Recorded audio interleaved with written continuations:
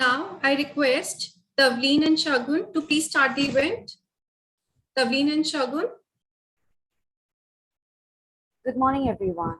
Luck is what happens when preparation meets opportunities. So MBA Cell is once again here with an opportunity for all CAT 2021 aspirants. Greetings, everyone. I, Shagun, on behalf of MBA Cell, welcomes you all in today's workshop. Today's workshop is in collaboration with IMS. Topic is how to crack CAT 2021. MBA Cell of Mata Sundari College is an initiative by IQAC to help students of our college who wants to pursue MBA after their graduations.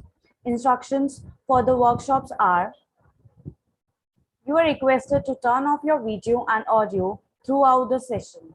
In case of network issue, end the meet and rejoin. You can drop your queries in the chat box.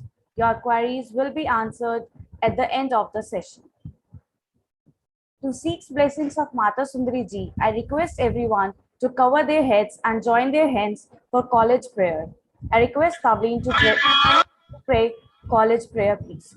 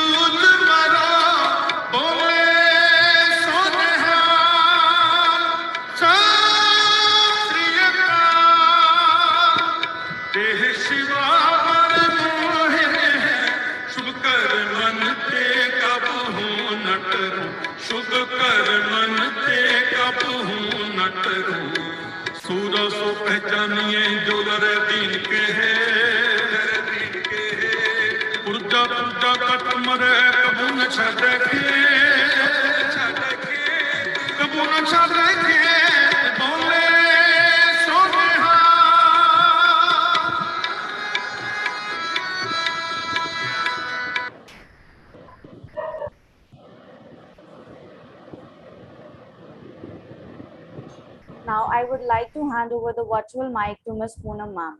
Over to you, ma'am. Thank you, Shagun. It's a matter of great pleasure for me and honor for me to invite our principal ma'am, but ma'am is somewhere busy for some work. She has already given us a permission, but let me brief you about principal ma'am, though ma'am need no introduction. Our principal professor, Dr. Harpreet Kaur ma'am, is a gold medalist in her master. She has teaching experience of almost 3 decades.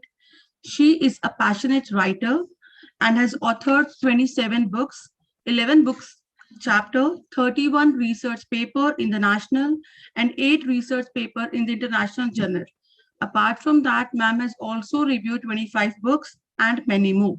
She is an academician who has presented more than 20 papers in the national conference and more than 16 papers in the international conference. This year, our ma'am has been awarded with the Great Indian Teachers Award and the Great Indian Women's Award by Lead Global Enclave 2021. Ma'am has also got very prestigious Commonwealth Innovation Award for Leadership in Women Education. Ma'am, all your achievements fill us with pride. Ever since she joined the college, she has making continuous efforts for re-engineering several of administrative processes, including document digitalization, online student admission, attendance, assessment, staff communication, among many more. It is her commitment, patient and determination and a great vision, which has created a perfect platform for our college to grow. She is constantly raising the bar to keep up with the ever-evolving landscape of education. So I already taken a permission on behalf of organizing committee to begin the program. And since ma'am is busy somewhere, she has already given us a permission. Thanks, ma'am, for encouraging and motivating our students and giving us a permission to start the event. Now I hand over before I hand over the virtual mic to Ramit, now I invite Dr. Lokesh Kumar Gupta, Coordinator IQAC, to address the audience.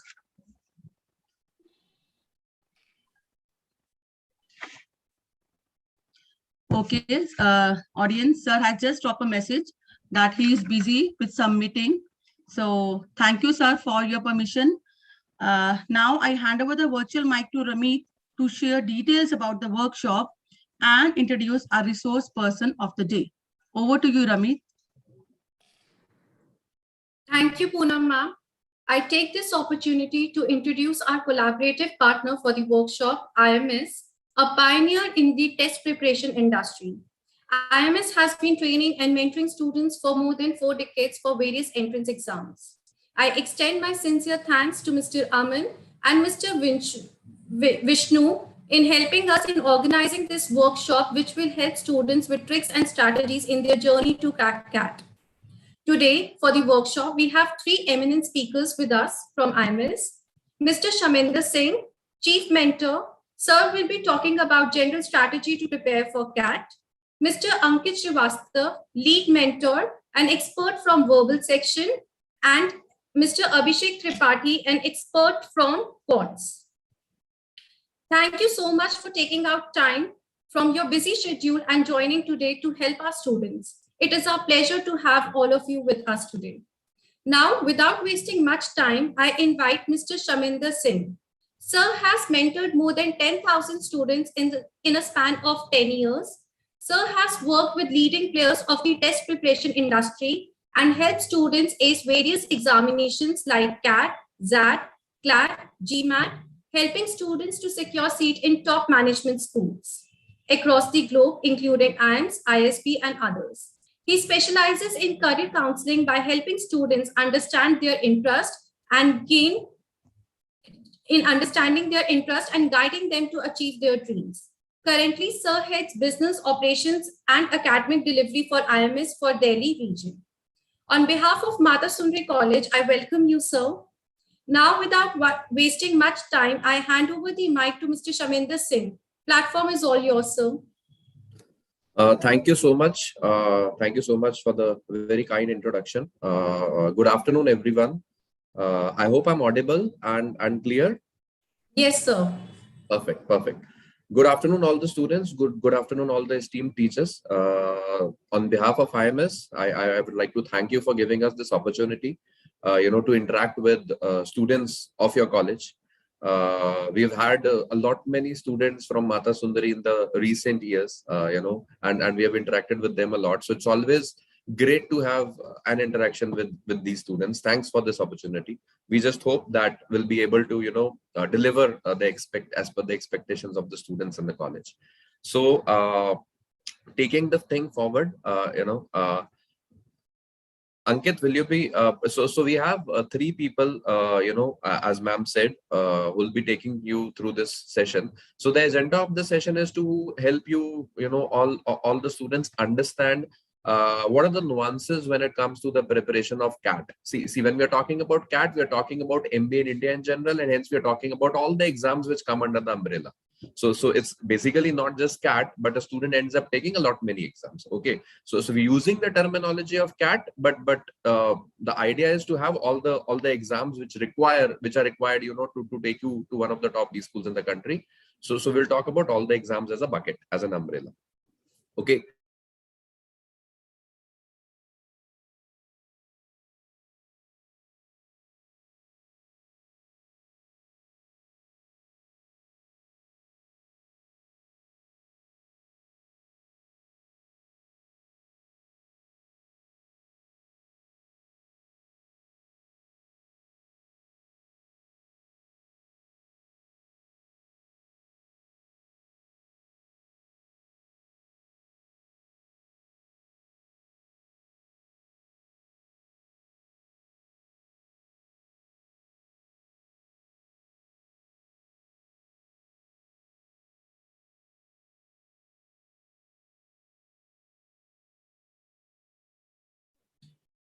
I think we are facing some technical glitch. We can wait for 2 minutes so that Shaminder sir can join back.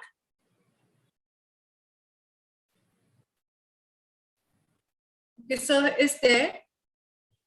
So we can't hear you, I think. Just give me a minute, sir.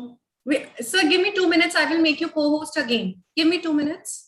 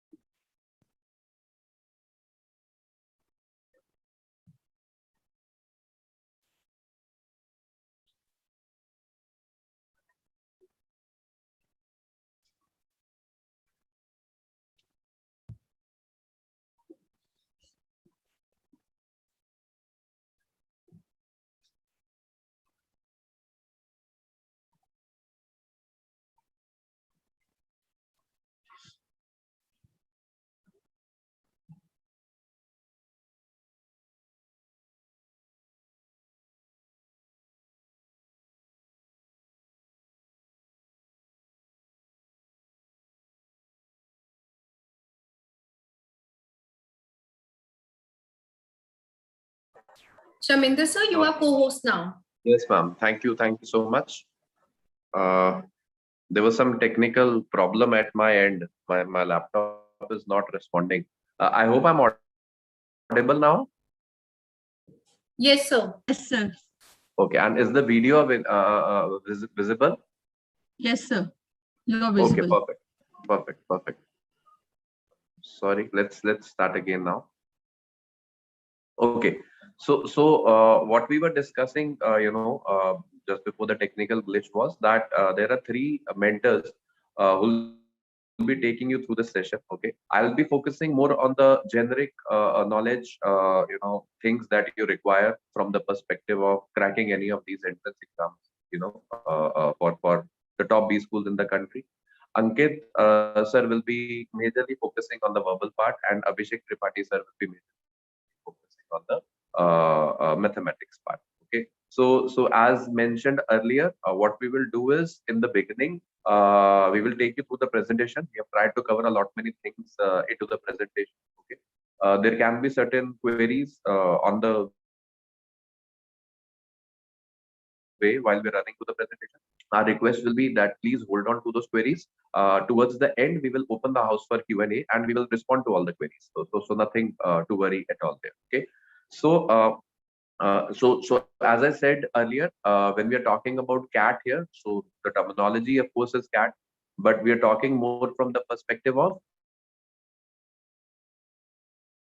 all the exams. So when it comes to MBA in our country, when we're talking about MBA in India, top 40, 50 colleges, are the ones which should be thinking about. Okay. So thinking about those top colleges, what happens is CAT is one of the most prominent exams which opens up most of the colleges. But then there are certain other exams also which a student has to write. So typically when we talk about, let's say that a student wants to target the top 40 colleges in the country for MBA. Okay. So what will happen is the student will write the exam of CAT. He will also write the exam of SAT, okay, which is for Xavier's Institute. CAT is basically for all the IIMs. Okay, there are 20 IIMs in the country at the moment, and they're increasing, year on year. That is what the idea of the government and the education industry is, that let's try to have more and more IIMs on in various places. So that part is being taken care of. So CAT is an exam through which all the IIMs open up. ZAT is an exam through which Xavier's institutes open up. XLRI it's in Jamshedpur. Then you have an exam called INMAT, which is there for Narsimunji, and then you have an exam called SNAP, which is there for Symbiosis. So usually, when a student prepares, the student will typically write these four exams. Few students, of course, write other exams also. So when we're talking about, the whole discussion today, we're talking about this umbrella of the whole bucket of exams which a student has to write. Okay. So Ankit, let's move the slide forward. So we all know, that the last 2 years or so, have been very, very challenging for everyone, including the education industry. We have gone into the transition a lot many times. We were totally offline, in the mode of our delivery. Then somewhere when the pandemic hit us, we had to go online. So we shifted all our processes to online. Then, for our industry, that is the test prep part, we had already, started offline again, just before the second wave came. So a lot many things have happened. So including the education industry, including the job industry, everything. So across scenarios, have been impacted because of the pandemic. When it comes to students, also the learning has been impacted, though not to a very big extent, because thanks to the teaching fraternity of our country, everything got shifted online, and they never stopped giving you more knowledge and empowering you. So that part was of course taken care of, but still there have been challenges. So a grim reality at the moment, at most of the places, is that people are struggling to find jobs. Okay, maybe but there are freshers. These are a few snapshots that we have picked up from the current scenario. So maybe they're freshers, maybe they are the people who already have been working for a good number of years. We have seen a lot many challenges for people to hold on to the jobs or to get new opportunities. So a lot of our students, who get into the top B schools, they gave us, a few inputs. We keep on interacting with the students to understand how the scenario is. And in spite of all this challenging period and the grim reality, you'll be, I hope, positive or happy to know that IIMs and the top institutes of our country have still kept on going on the positive side. So despite of all the challenges, despite of market disruptions, these are a couple of snapshots. IIM Calcutta 2021 MBA batch records 100%. Amid COVID-19 disruptions, I am Bangalore students received 481 job offers. Now you'll be probably thinking as a student, you might be thinking that don't really know, so I was talking that a lot many things have been challenging, but despite those challenges, we see these kind of offers coming. Now you have to understand why these offers are coming. These offers, children, are coming simply because we're talking about the top institutes of our country. So pandemics do come, okay. Markets do behave in a wavery manner. But if you get associated to one of the top brands of the country, you can be rest assured that whatever challenging situation comes, okay, you will still have the opportunities to take your career to the next step. So the ascent for the IIMs or the top B schools of our country, despite of all the disruptions, have continued, is the beautiful part of the whole story. Okay. Before we go ahead, I'll just like to understand a little bit about the profile of the students, because then they'll become very specific in terms of the knowledge that we want to, the gyan we want to give. So I'll just request a few students to raise hand on the appropriate part. So how many of you students are currently in the third year of your graduation? You just have to raise hands. Currently in the third year of your graduation. That means you're done with your second year and you've entered the third year of your graduation. Okay, we have a few hands going up.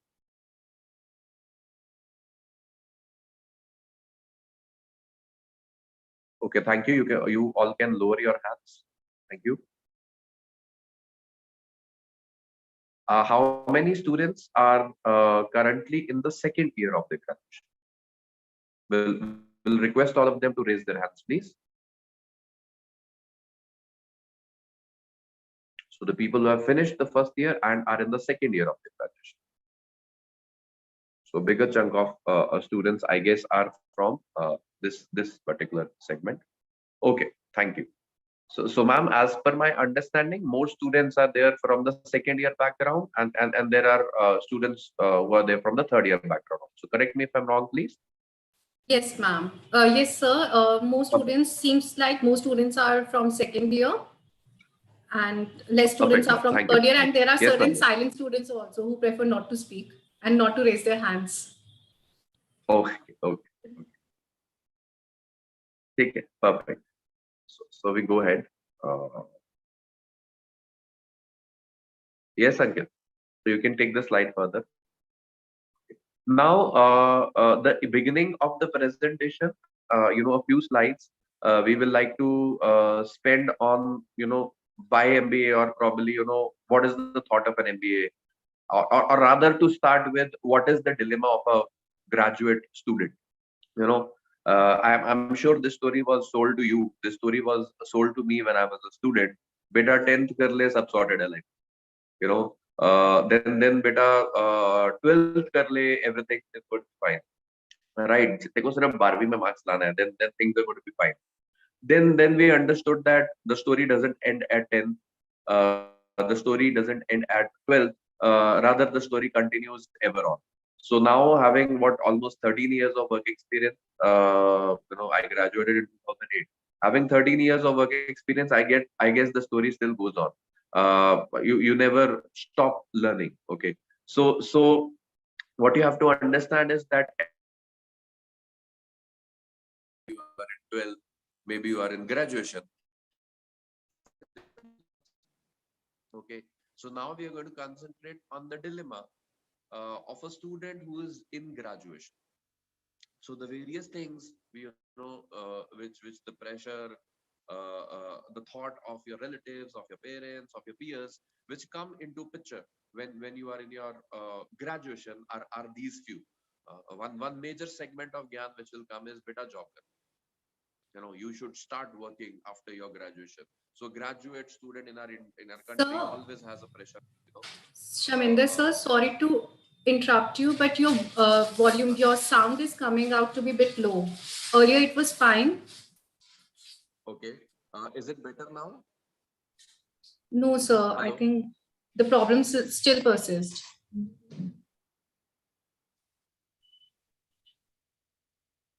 Okay. How about now? Is it better now? Sir, it is the same. It is same, sir. It is a bit low. You can rejoin. Okay, sir. You can rejoin and I will ask the technical team to make you co-host again. Sure.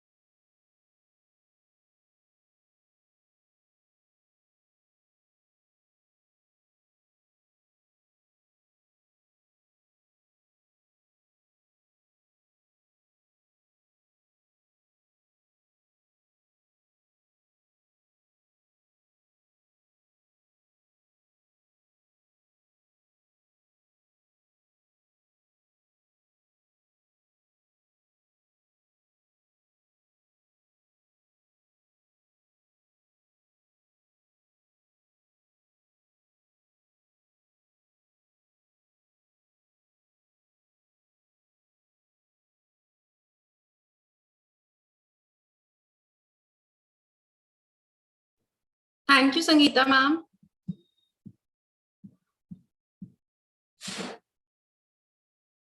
Thank you, Sangeeta ma'am. I think sir has joined. Yes, sir is here. Is the sound better now? Yes, sir. There is some technical glitch happening at my side again and again. I'm sorry for that. Okay, so what we were discussing now was that a student who is in graduation has a lot of dilemmas. There's a lot of pressure coming to all the students of graduation, from parents, from relatives, from peers, from elder siblings. So all the type of pressures are like, beta tu job kar le, or get into the zone of UPSC. This is something that keeps on happening in our country. Yeah, you should push, for CA. CA is a very, very good career. Or probably, coming your way is like, at the end of the day, you just get married. That is also the pressure which comes. Many times we have students who come and say to us, "Sir, इस साल कुछ भी करके MBA में admission करवा दो, नहीं तो 2-3 साल और मिलेंगे नहीं, and शादी का pressure आ जाएगा." Okay. So, of course, a graduate student has a lot of dilemmas. Through my experience, what I like to tell you is, ये सब चीजें ना अपने आप हो जाएंगी.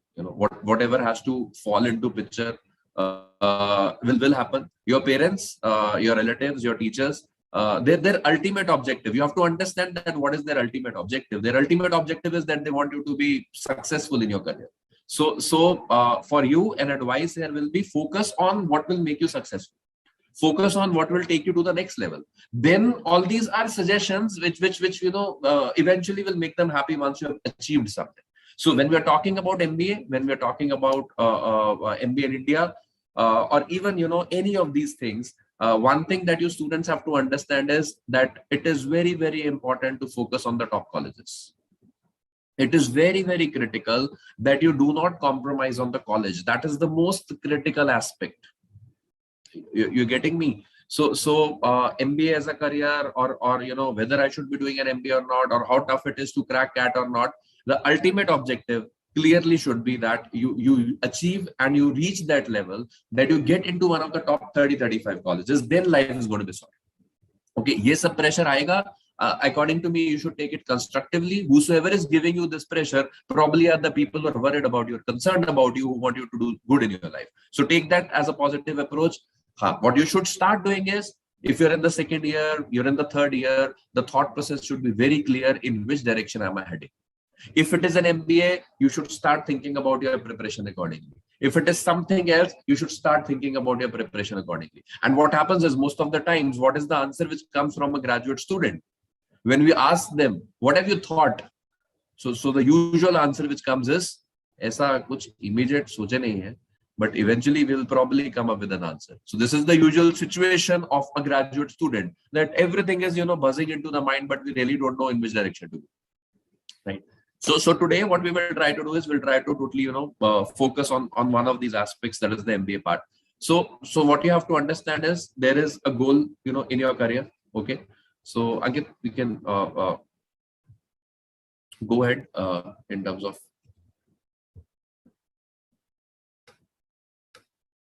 So your goal in the career is there. Okay, so what you have to basically do is, you have to take the right steps to achieve the goal in your career.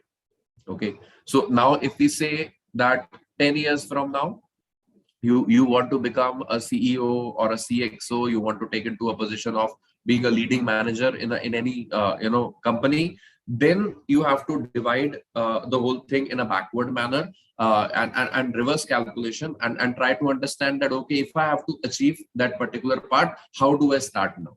So let's say I want to become a CEO after 15 years. What I need to do is, probably I need to join a top class company. To join a top class company into the management profile, what you probably need to do is get an MBA degree from a top college. And to get an MBA degree from a top college, what you need to do is, you need to crack one of these exams. So this is how the whole reverse calculation happens. Yes, Ankit, you can go ahead.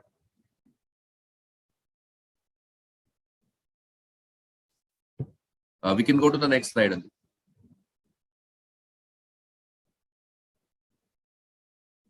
So now we'll start focusing on the basic agenda of the session, that is the CAT part.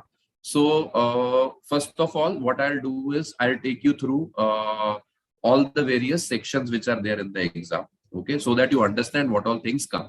Okay. And then, as we said, specifically, Ankit sir will be talking about how to prepare for verbal, and Abhishek sir will be talking about how to prepare for the maths part. Okay.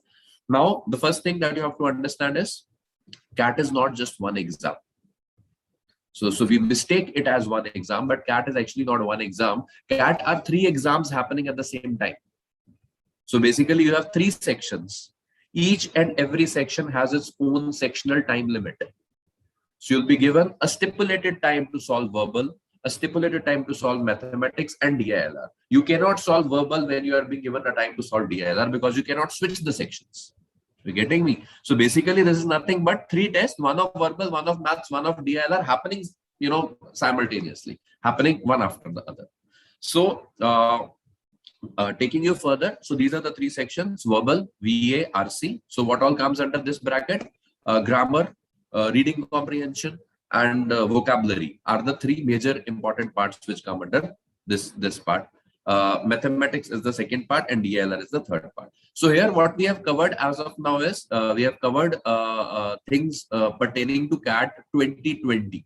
Okay, this is a synopsis of CAT 2020, the CAT exam which happened in November 2020. Okay, so you will see that here it is very important to say and inform you all that before pandemic, CAT was a 3-hour exam. Okay, during this whole thing, they've reduced the time and they have made it a 2-hour exam. Okay, going ahead this year also, so CAT 20 was a 2-hour exam. CAT 21 is also going to be a 2-hour exam. Okay, going forward for CAT 22, information will come at the right time, whether it is going to be a 3-hour or a 2-hour test. Okay, so here for your understanding, we have picked up the 2-hour format, which is the CAT 20 format, to help you understand what all things came in the exam. So CAT 20, the verbal part, there were 26 questions in 14 minutes. What you have to understand here is CAT is predominantly very heavy in reading comprehensions. आपने reading comprehensions life में कभी तो solve किया होगा, during your school days you used to see that question, pick up a keyword, then try to search that particular word in the paragraph somewhere, read a couple of lines and try to find the answer. This is what you used to do. So reading comprehension, of course, the logic of reading comprehension more or less remains the same. You're given a passage and there are questions pertaining to those passages which are given to you, and you have to answer them correctly. But the way it comes in CAT, it is more from the perspective of you trying to understand author's thought process. So it becomes a little more a step up or an upgrade of whatever reading comprehensions you have seen so far in your life. So 26 questions out of 26 questions in CAT, 18 questions were of the RC section and 8 questions were pertaining to other type of questions. Similarly, mathematics had 26 questions, 40 minutes. Now here, very important understanding, 20 questions out of these were multiple choice questions and 6 were theta. What do I mean by theta? Theta means type in the answer. That means there are no options available for those questions. You have to type in the answer. And these theta questions, which are not MCQ questions, they do not carry negative marking. Okay, so in mathematics, you have various areas. You have arithmetic, you have algebra, you have geometry, you have number systems, all these things, a little bit of higher maths coming. But what you have to understand is all the concepts which are going to be taught to you are going to be of the level of 10th. Okay, but the way they are going to come into the picture, the way the questions are going to be asked, the level is going to go up. So whenever you talk to anyone pertaining to CAT, they'll always tell you कि subject ka syllabus to 10th wala hai, but the level in which the questions come out, the way in which the question is given to you, that becomes tricky, and that is what improves the level of the exam. Okay, so this is the mathematics part, and in DILR is nothing but data interpretation and logical reasoning. Okay, so data interpretation is all those pie charts or the bar graphs or the tables which you come across, and logical reasoning is the reasoning related sets, problems given to you wherein you have to figure out a solution. Okay, so this is what predominantly comes in CAT. Now some of you may be thinking, okay, sir, Ankit, previous slide only as of now. Some of you may be thinking कि sir करना तो management है, आप check मेरा mathematics कर रहे हो या आप check मेरा data interpretation कर रहे हो. How is it even related? This is a usual question comes, which comes from the students. कि sir, मतलब reading comprehension, how it is important for me to become a manager, or why this particular test has verbal mathematics DILR when they should be checking my managerial ability. So here I'll just take your 2 minutes to help you understand that CAT is nothing but a totally management oriented test. Why I'm saying so is there are various pillars. If you become a manager in your life, like you take up a position. So in the current role, as they mentioned, I'm taking care of business operations and a lot of academic delivery stuff in terms of all the students for Delhi. So we have roughly 5,000 students in Delhi. So we plan everything for them. So for me, the most important, or for any manager, one of the most important pillars is communication. How do I communicate with my team members? How do I communicate with my students? How do I understand what is the point that they want to put? How do I understand where the education industry has to shape up?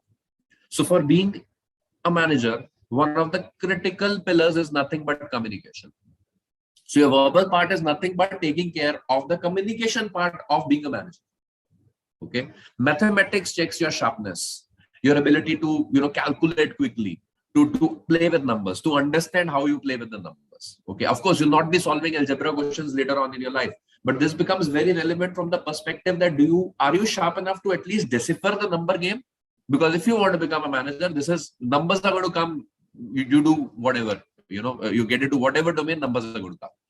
Data interpretation. Now these days, everything is about data.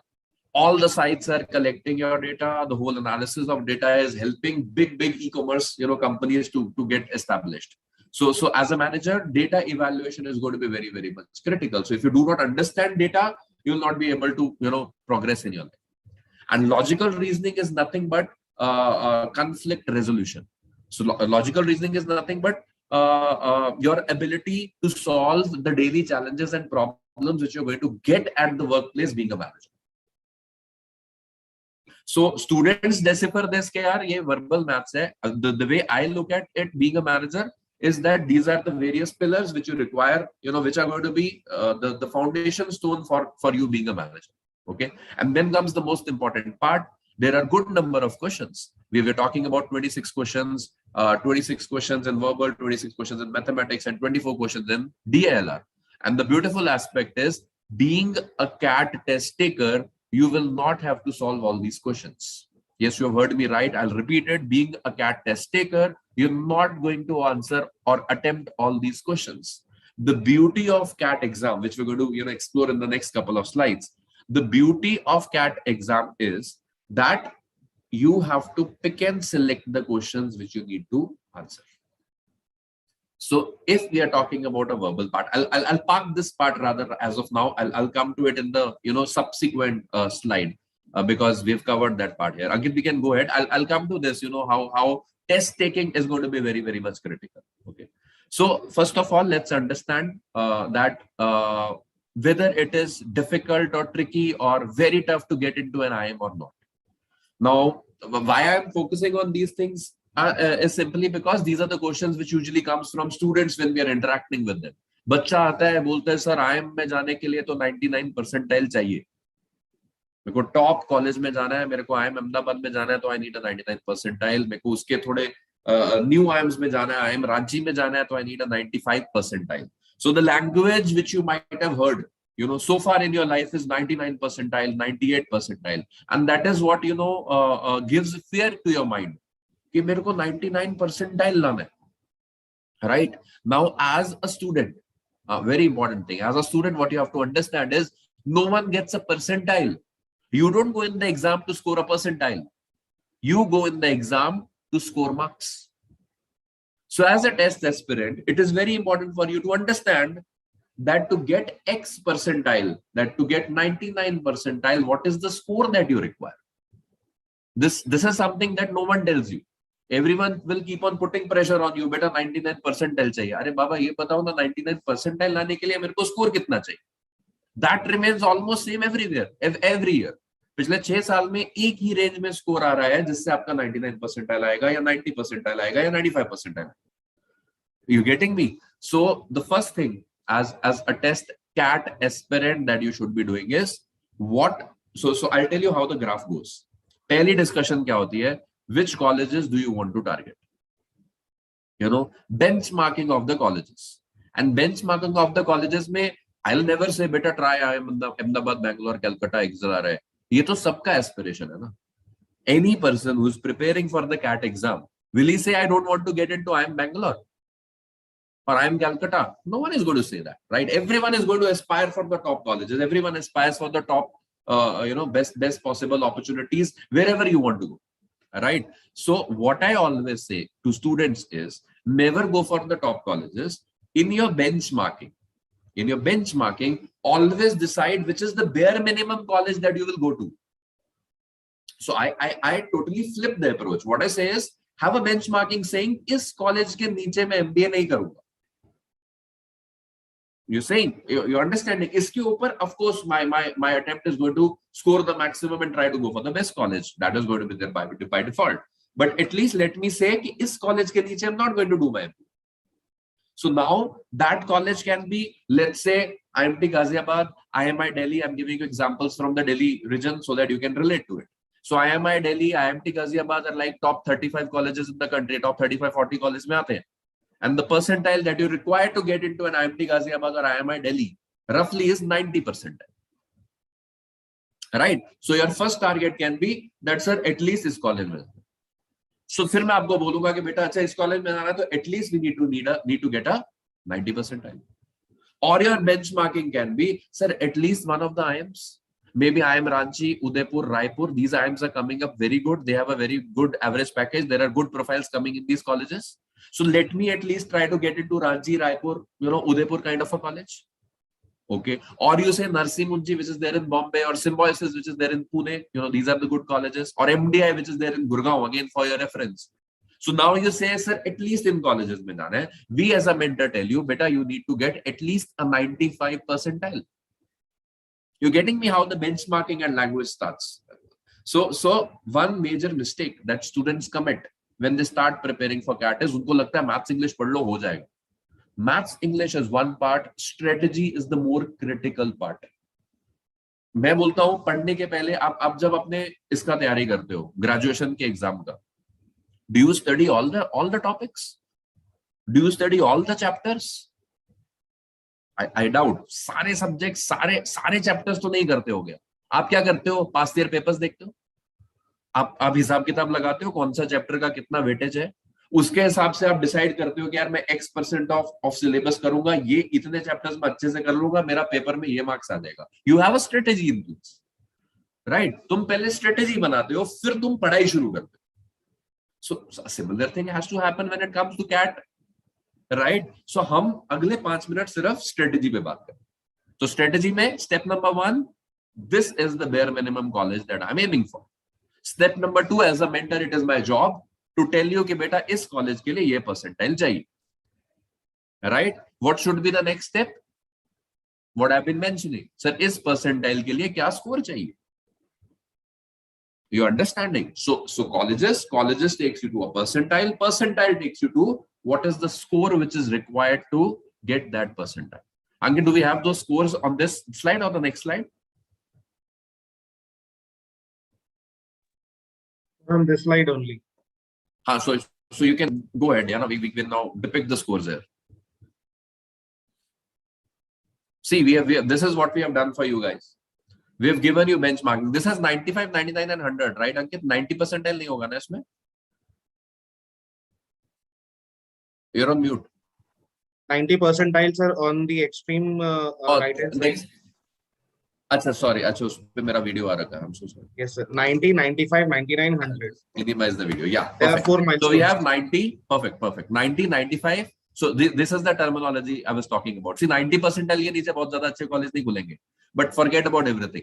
We have 26 questions of mathematics, 26 questions of verbal, 52 and 24 questions of DLR. Total questions कितना हुआ? 76, right?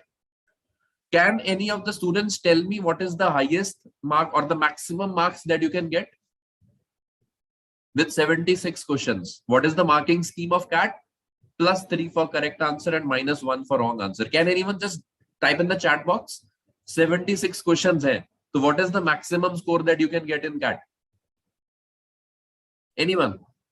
People have been responding on the chat box. I like someone. So simple hai. 76 questions, 76 into 3. I just want to see who comes up with the answer quickly. So Komal Kumari has come up with an answer saying 228. Perfect. Shagun has also answered. Perfect. So 228 is the score which you can score at the maximum. All right. Now let's forget everything.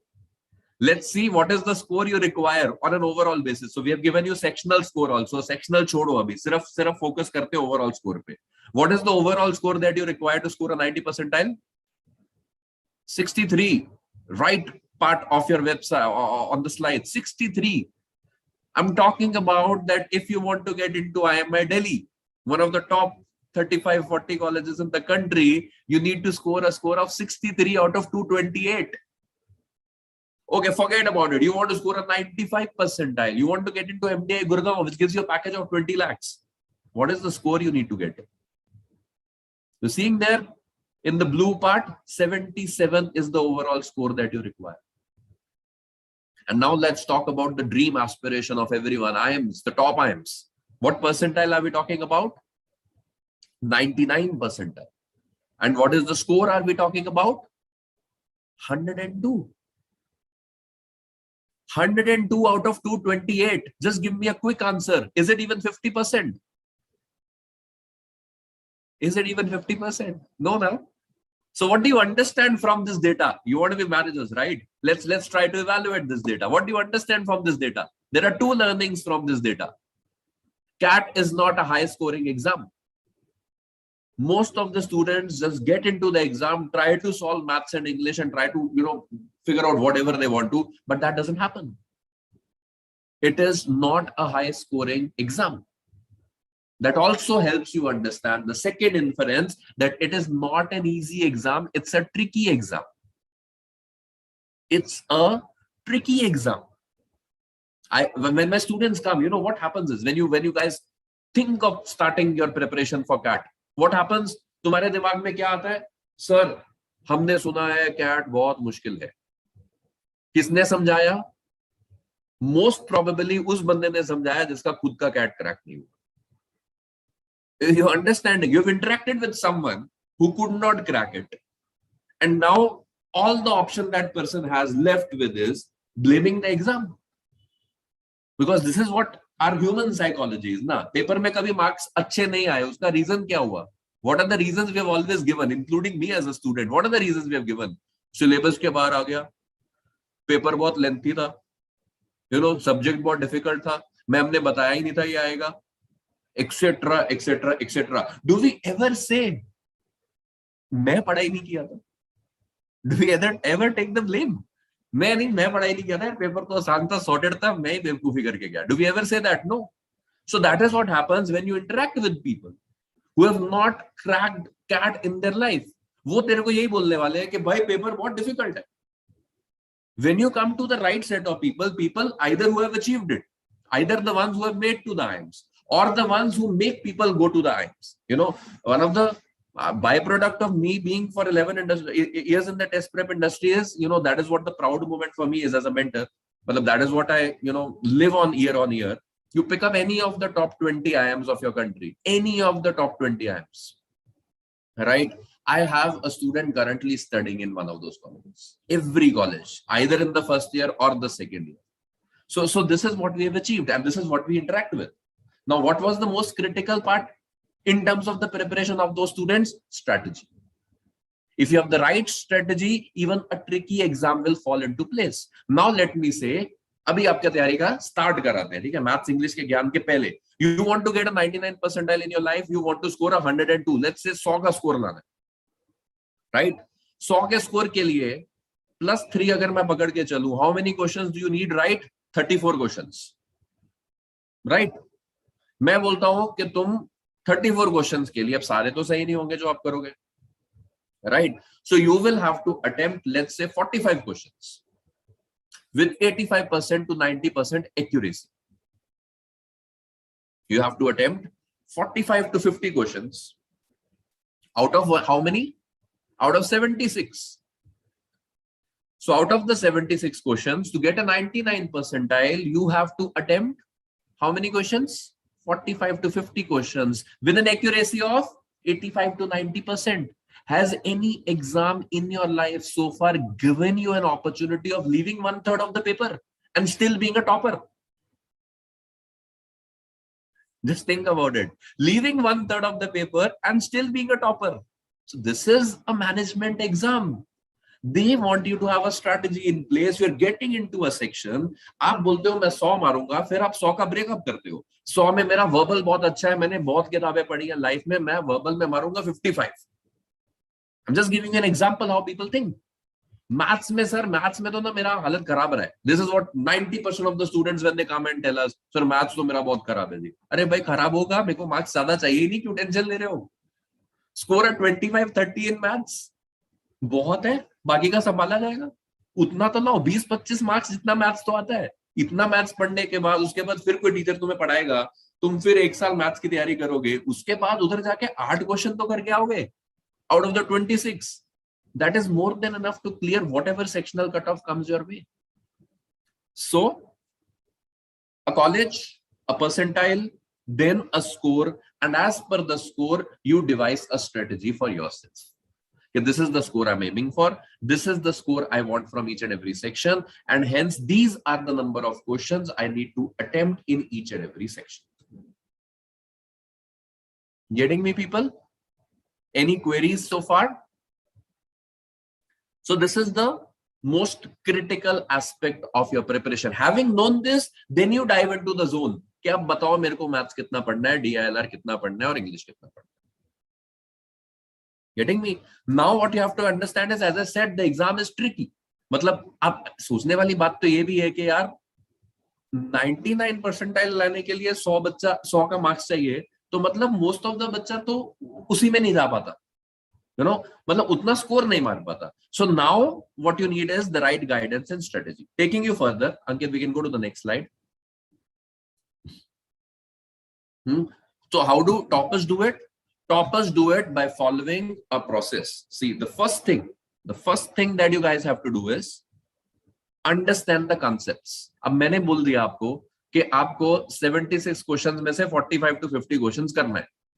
आज के date में अगर मैं आपको cat का exam आपके हाथ में पकड़ा दूं और बोलूं बेटा 2 दिन ले ले, सारे क्वेश्चन सॉल्व करके आ, you do not have the required conceptual knowledge to solve these questions, right? So you will struggle. So what should be the step number 1 in terms of the preparation? To learn the concepts. Mathematics है तो उसका formulas पता होना चाहिए, DILR है तो उसका approach पता होना चाहिए, वर्बल है तो पैसेज में से क्या एक्सट्रैक्ट करके ऑथर का थॉट प्रोसेस कैसे समझना है वो पता होना चाहिए. So the first step to your preparation, that is how we prepare at IMS also. The first step to your preparation, which is the most critical part, the hard working part, is learning all the conceptual knowledge. The learn part, focus on learning and developing the basics, regular and rigorous studies to master the basics. And then when you have mastered the basics, now you reach a stage, 8 months from now, 6 months from now, wherein we tell you कि बेटा ये paper है cat का, आप बोलते हो sir 4 घंटे लगेंगे, लेकिन 76 में से 65 to 70 क्वेश्चंस मेरे को करने आ चुके.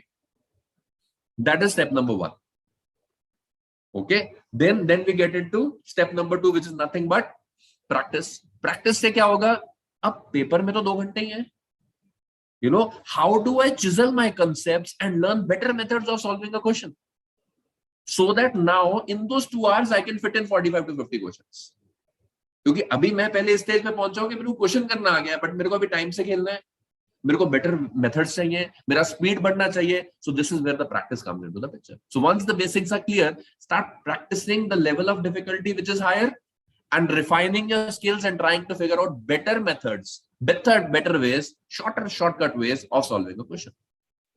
And then once you have done it, the third step will be, how do you manage those 2 hours? Ankit, go to the next part, which is the test part. So what happens in test? Now I'm doing a practice, of making sure that how do I have a right strategy for a particular section of a particular test, and how do I implement it. For that, I'll need to do many mock tests, mock drills, the mock exams which you take. You have to analyze them, and then you have to figure out what are the challenges, what are the weak areas, and you work on them accordingly. So a particular approach that you should follow when you want to crack a CAT exam or any of these exams in the country is learn, practice, test. These are the three steps, out of which learn and practice part is the hard work part. Test is the smart work part, but you can do smart work only once you have learned the concepts and you can step it up. Cool, people? Sorted? So now what we will do is, Ankit sir now will focus on, so this is the timeline for LPT. Ankit, we can quickly just show them. I guess I've covered most of these. So timeline as in for you as a student, how do you see things happening? कैसे होगा? So November से लेके April तक you focus totally on the concepts. May से June you focus completely on the practice part, and from July to November next year you focus majorly on the test part. Getting me? So this is how your preparation shapes up. अगले 6-8 महीने learn के लिए, फिर practice के लिए, फिर test के लिए, and then you go for the exam. Okay. So this is how we focus on the things. Now, we will not taking questions as of now, please. So we will definitely open the house for Q&A. See, we are in no rush. हम आराम से आपके सारे queries resolve करके आगे जाएंगे. So nothing to worry. Okay. So now the generic ज्ञान part is done. So Ankit sir will take you through the VA part. Abhishek sir mathematics part. Okay. And then we will open the house for all the Q&As you guys have. Okay. Over to you, Ankit sir. Thank you, Shaminder sir. I will take a minute to introduce Mr. Ankit Srivastav to our audience. Thank you so much, sir. I'm sure your guidance has motivated our students and gave them clarity about the upcoming journey towards MBA. Now I invite Mr. Ankit Srivastav to throw some light how to target verbal section and guide students how to score good. Mr. Ankit Srivastav is a graduate from NSIT, Delhi University. In a world that believes in the glitch that engineers are carved out for proficiency in the subject of mathematics and language is not their cup of tea, Mr. Ankit stands out as an anomaly whose language skills are better than his mathematical acumen. Now, I invite Mr. Ankit sir to take the session forward. Over to you, sir.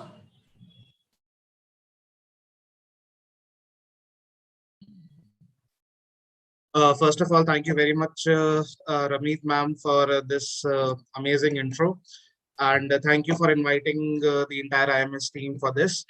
As Shaminder sir has, explained a lot about the overall preparation strategy, I will be focusing on the VARC part. What are the things that a student needs in order to ace this particular section, which by the way is also, one of the pet peeves of the student, because throughout the entire year, students, keep on practicing quant, keep on practicing LRDI, but they completely run away from the VRC section for one simple reason, that VRC section may the progress is not very immediate. You have to read a lot, you have to understand a lot. So bogged down by this entire process, the student leaves the preparation midway कि ठीक है verbal नहीं करूँगा, केवल quant करूँगा, because quant में the results are very, very instantaneous. You learn a concept, you solve a question, you get the question right. So of course that gives you that adrenaline kick, that rush, that okay, this is interesting. Whereas in VRC, oh my God, so much of text, कौन इतना पढ़ेगा, बाद में देखेंगे.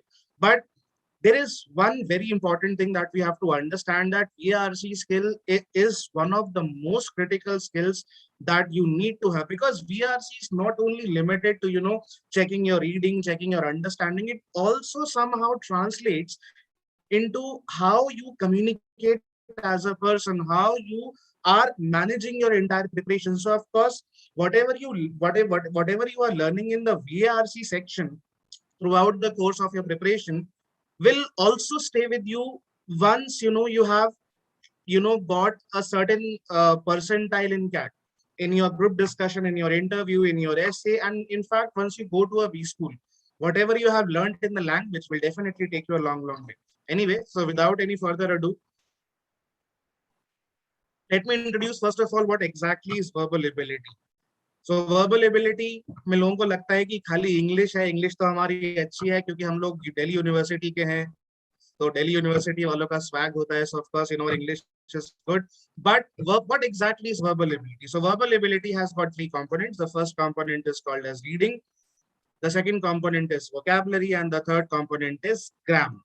Now all these all these areas are skills that students are tested on across the entire spectrum of examinations. For example, if I talk about CAT in the current context, CAT majorly focuses on reading, but of course if you think that okay, agar reading hai to fir vocab grammar nahi hoti hogi, there is no overlap, then of course that is also an erroneous thought. Why? Because in order to read a text, in order to understand a sentence, understand a paragraph, understand an article, you need to have good vocabulary. Because agar mujhe ek aad word nahi, agar mujhe, for example, if I'm reading a paragraph, if I'm not able to understand 4 or 5 words, that demotivates me, that sort of dissuades me from reading the paragraph or reading the article further. So of course we see an overlap of vocab in the reading part. On the other hand, grammar, of course, is grammar or vocab are no more a part of CAT. For the last 6 years, we have not seen, we have not been seeing even a single question of vocab and grammar. But still, vocab and grammar are very, very important part of the pedagogy. Why? Because if I am not able to understand the correct grammatical meaning of a sentence, of course, I will not be able to answer the question, because in that case, my complete interpretation will be flawed, right? So it is not that CAT is only about reading. Yes, CAT is indeed about reading, but vocab and grammar are also somehow playing their individual roles behind the curtains, right? But yes, if I talk about, other MBA entrance exams such as NMAT, IFT, SNAP, MyCat, ZAT. Of course, vocab and grammar again, come to the forefront, and they also play a very, very important role. For example, in IFT, if I talk about the verbal ability section, IFT mein vocab is a very, very important aspect. NMAT mein vocab and grammar both are very, very important aspects. So it is not that कि मैं किसी एक को ignore करके किसी एक के ऊपर focus कर देता हूँ. All these three skills, when working in tandem, will definitely create a very, very good impact, will produce the desired result, be it CAT or be it any other entrance exam, right? All right.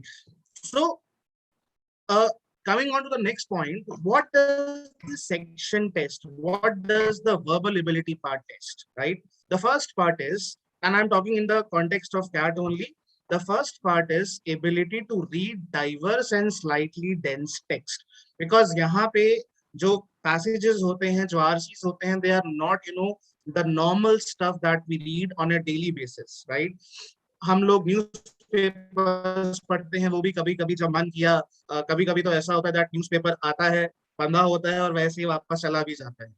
Or, some people read, but their reading is very restricted to the fiction novel. So some people, might have read Harry Potter, some people might have read Agatha Christie, some people might also have read Chetan Bhagat, right?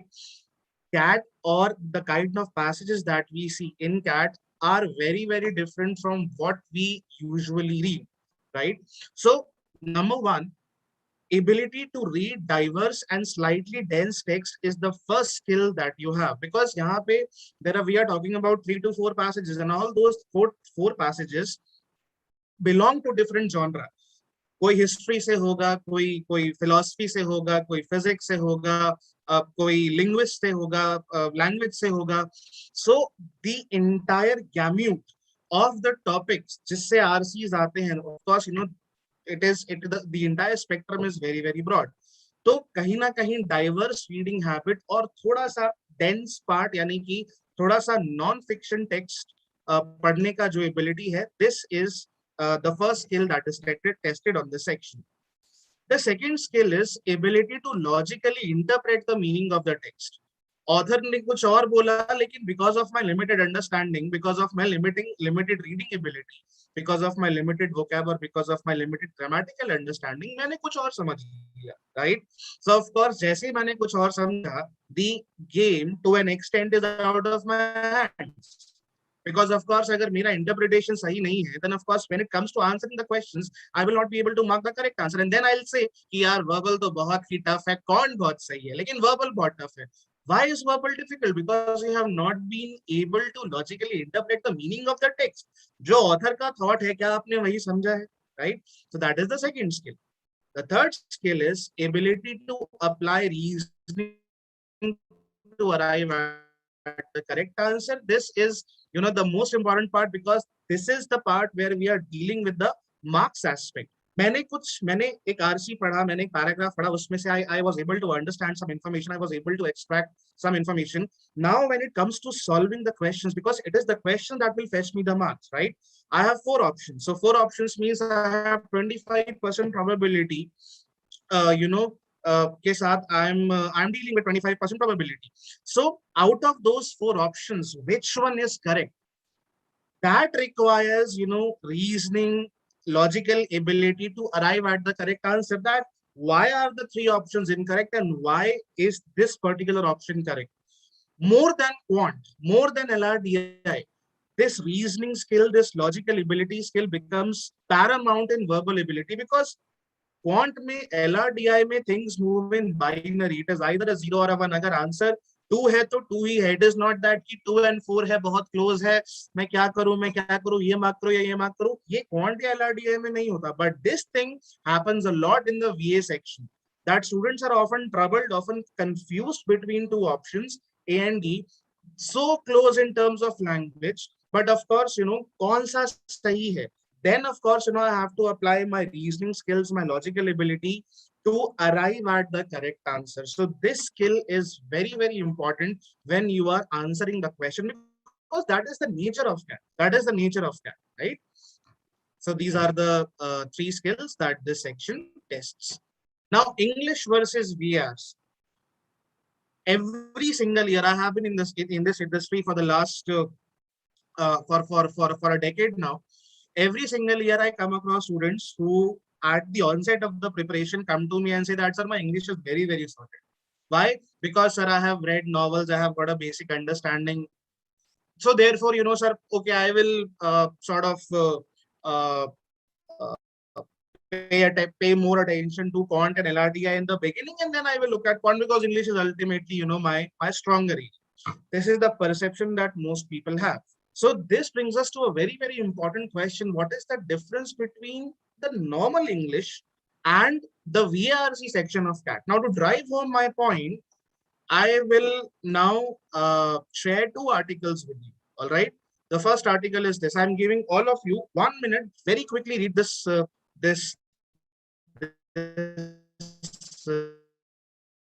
text. Very quickly. And once you are done, just raise your hands. Once you are done, just raise your hands.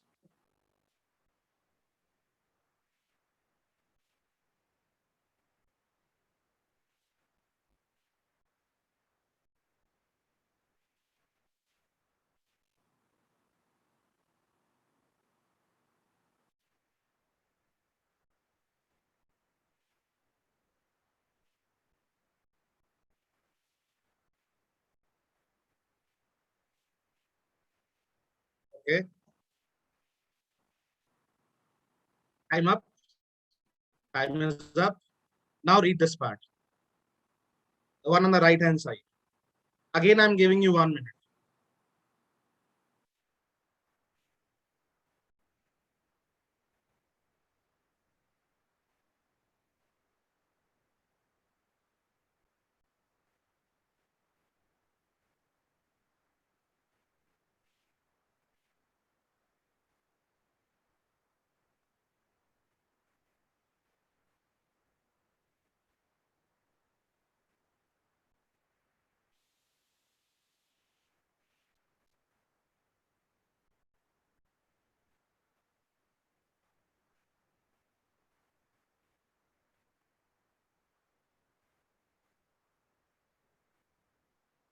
All right. Time up. Time up. Now both the articles have disappeared from your screens. You tell me which article was more difficult to read. The one on the left hand side or the one on the right hand side? Which one was more difficult to read? Which one was more difficult to read? The left hand side wala or the right hand side wala? The right hand side wala. The right hand side wala, right? The second article. The second article. Why is that? Why is that? Because ye hai the left hand side wala article is aam article. This is the stuff that we generally read, right? Novels, newspapers, blogs, in shorts, right? This is the kind of language that we usually read. Whereas ye hai CAT article. This is CAT article, and this is the kind of language that appears in CAT.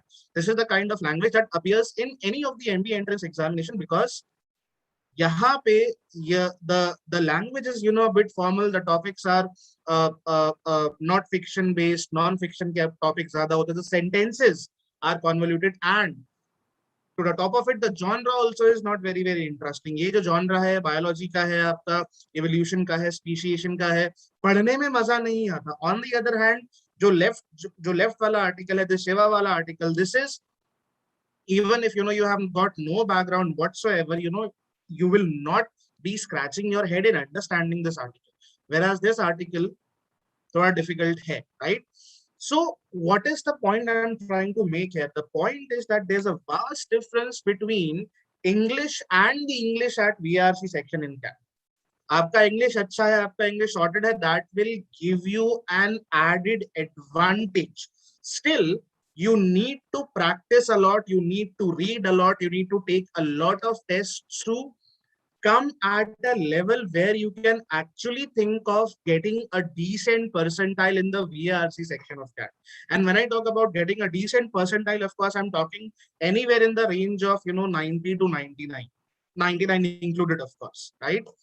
So because I have seen a lot of students, in my career, जो claim ये पहले आगे करते हैं कि sir हमारा VARC जो है स्ट्रॉन्गेस्ट पार्ट है, एंड जब टेस्ट देने बैठते हैं, when they start taking the tests, it turns out that my VARC scores are lower than my quant के scores, which is very surprising, very frustrating and very demotivating.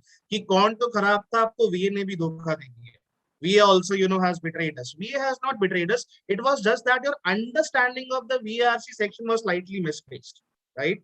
So this is something that we need to understand, that even if you have very good English, even if you speak volubly, words just flow out of your mouth, cracking the VARC section in CAT is a different ball game altogether, and it needs consistent and rigorous practice, right? Moving on to the next part.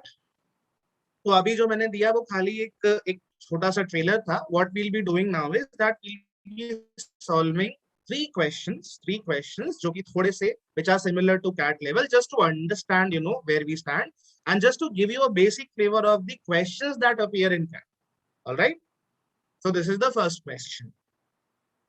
All of you have got 3 minutes. So in fact, if you solve before 3 minutes, you can give me the responses, no problem. 3 minutes आप लोगों के पास है. Just try and solve this question.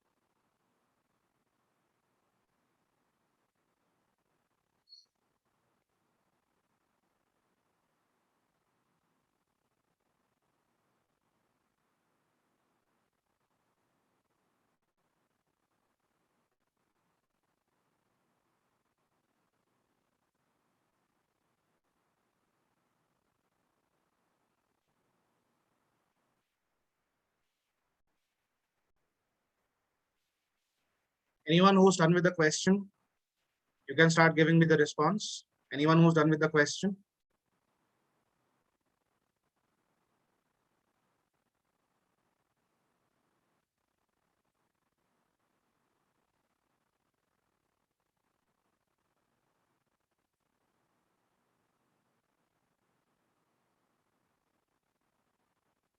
All right, so not surprisingly, I'm getting all sorts of answers A, B, C, and D.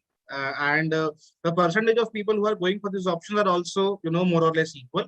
So first of all, let us try to understand this paragraph. The paragraph states that organizations that believe in organizations cannot be meritocracies if their small number of black employees spend a third of their mental bandwidth in every meeting of every day distracted by questions of race and outcome.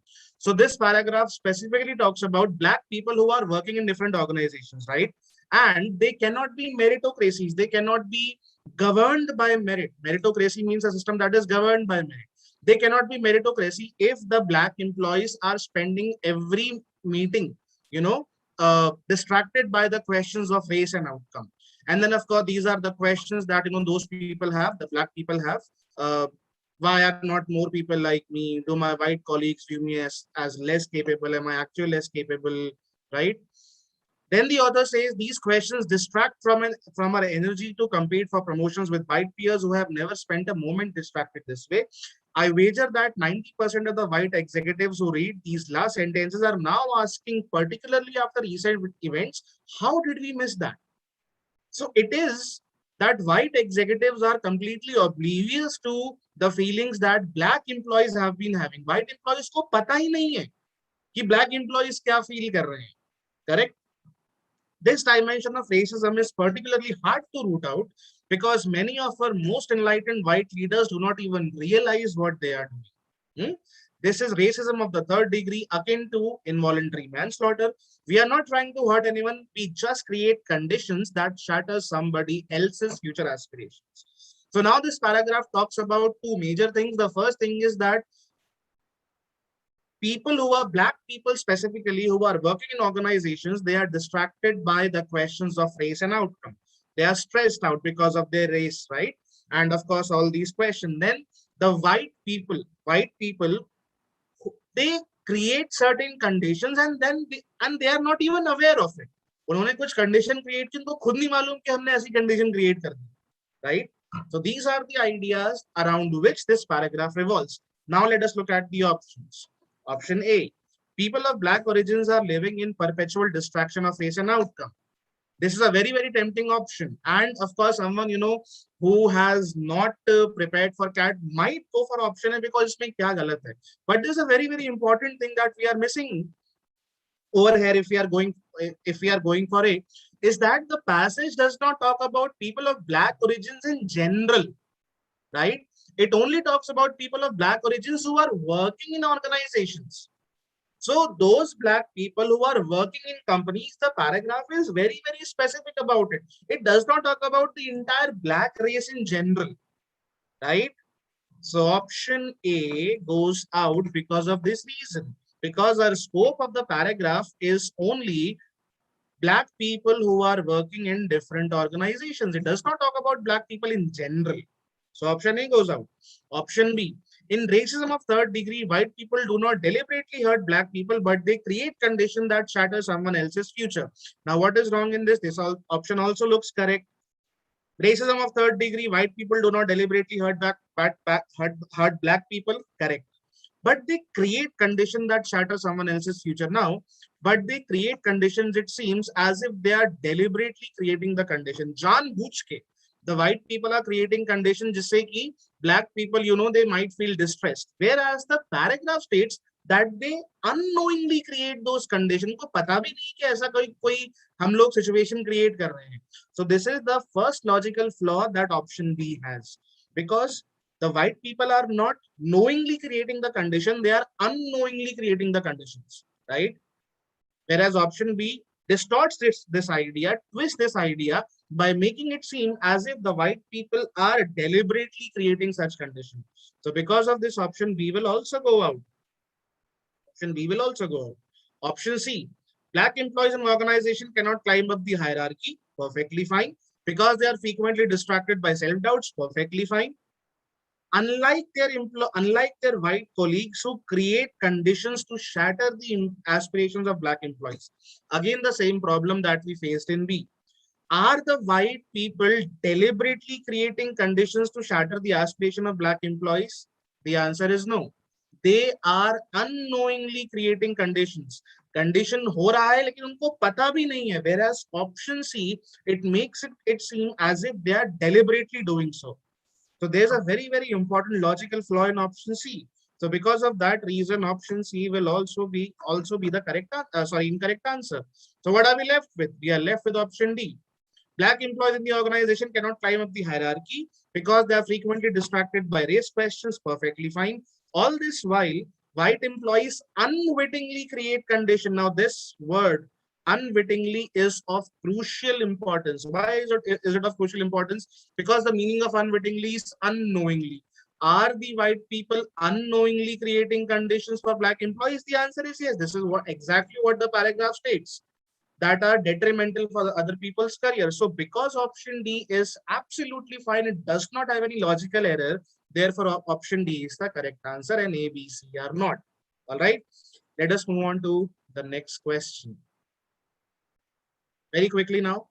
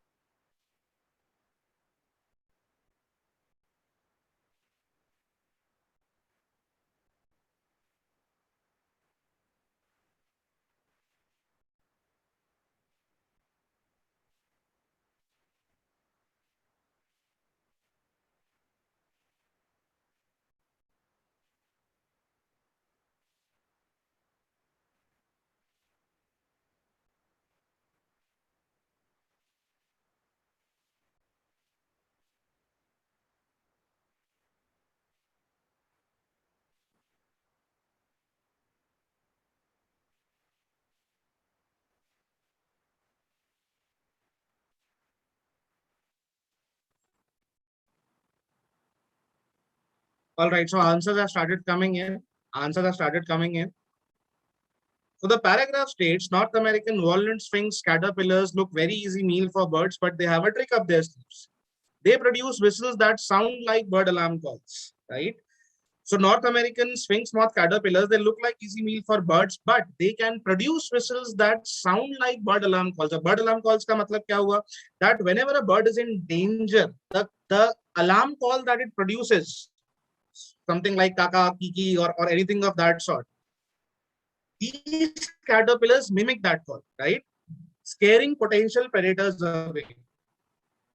At first, scientists suspected birds were simply shattered by the loud noise. But a new study suggests that a more sophisticated mechanism is at play. The caterpillar's whistle appeared to mimic a bird alarm call, sending avian predators scrambling for cover. Now, what is happening? That this is the caterpillar, this is the bird, right?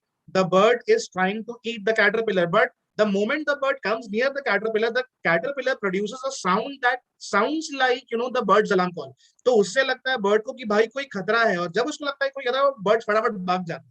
The bird simply runs away, it flies away, right? When pecked by a bird, the caterpillars whistle by compressing their bodies like an accordion, forcing air out through specialized holes in their sides. These whistles are impressively loud, as they have been measured at over 80 dB from 5 centimeters away from caterpillar, considering that they are made by 2-inch long insect. Now, what is happening over here? What is happening in this paragraph? The author is simply explaining to me how does a North American walnut sphinx moth caterpillar protects itself against the bird. कैसे करता है? Bird का जो alarm call है उसको mimic करता है, bird को बेवकूफ बनाता है, right? कि मुझको खतरा नहीं है, खतरा तुमको है, भाग ले यहाँ से, right? Now let us evaluate the options. Let us evaluate the options. The first option says North American walnut sphinx moth caterpillars will whistle periodically to ward off a predator birds. Do they periodically whistle? The answer is no. They only whistle when they are prodded, when they are, when they are what? when they feel that a bird is near. So it is not that कि bird आसपास नहीं है तब भी जो हमारा caterpillar है वो ऐसी आवाज निकाल रहा है. So option A goes out because of this reason. Option B, North American wallet sphinx moth caterpillars can whistle very loudly. This is true. The loudness of their whistle is shocking as they're very small insect. Does the author call this loudness shocking? The answer is no. He calls it impressive, right? The author says that it is impressive. And is impressive a positive word or a negative word? It's a positive word. Is shocking a positive word or a negative word? It's a negative word. More often it is used in a negative context, correct? So for that reason, option B also goes out. Option C, North American caterpillars in case of acoustic deception. Is it an acoustic deception? The answer is yes. They are trying to fool the predator. Produces whistles that mimic bird alarm calls to defend themselves. Is this true? Is every part true? The answer is yes. So of course, we'll keep option C for now. Option D, North American caterpillars in a case of deception and camouflage. Camouflage, is it a case of camouflage? What is the meaning of camouflage? Camouflage means when you blend in with your surroundings, right? Are they blending in with their surroundings? The answer is no. The paragraph does not say anything about camouflage. It simply talks about producing a call that mimics the alarm calls of the bird. So because this word camouflage is not mentioned anywhere in the paragraph, therefore option D also goes out. So the correct answer is option C.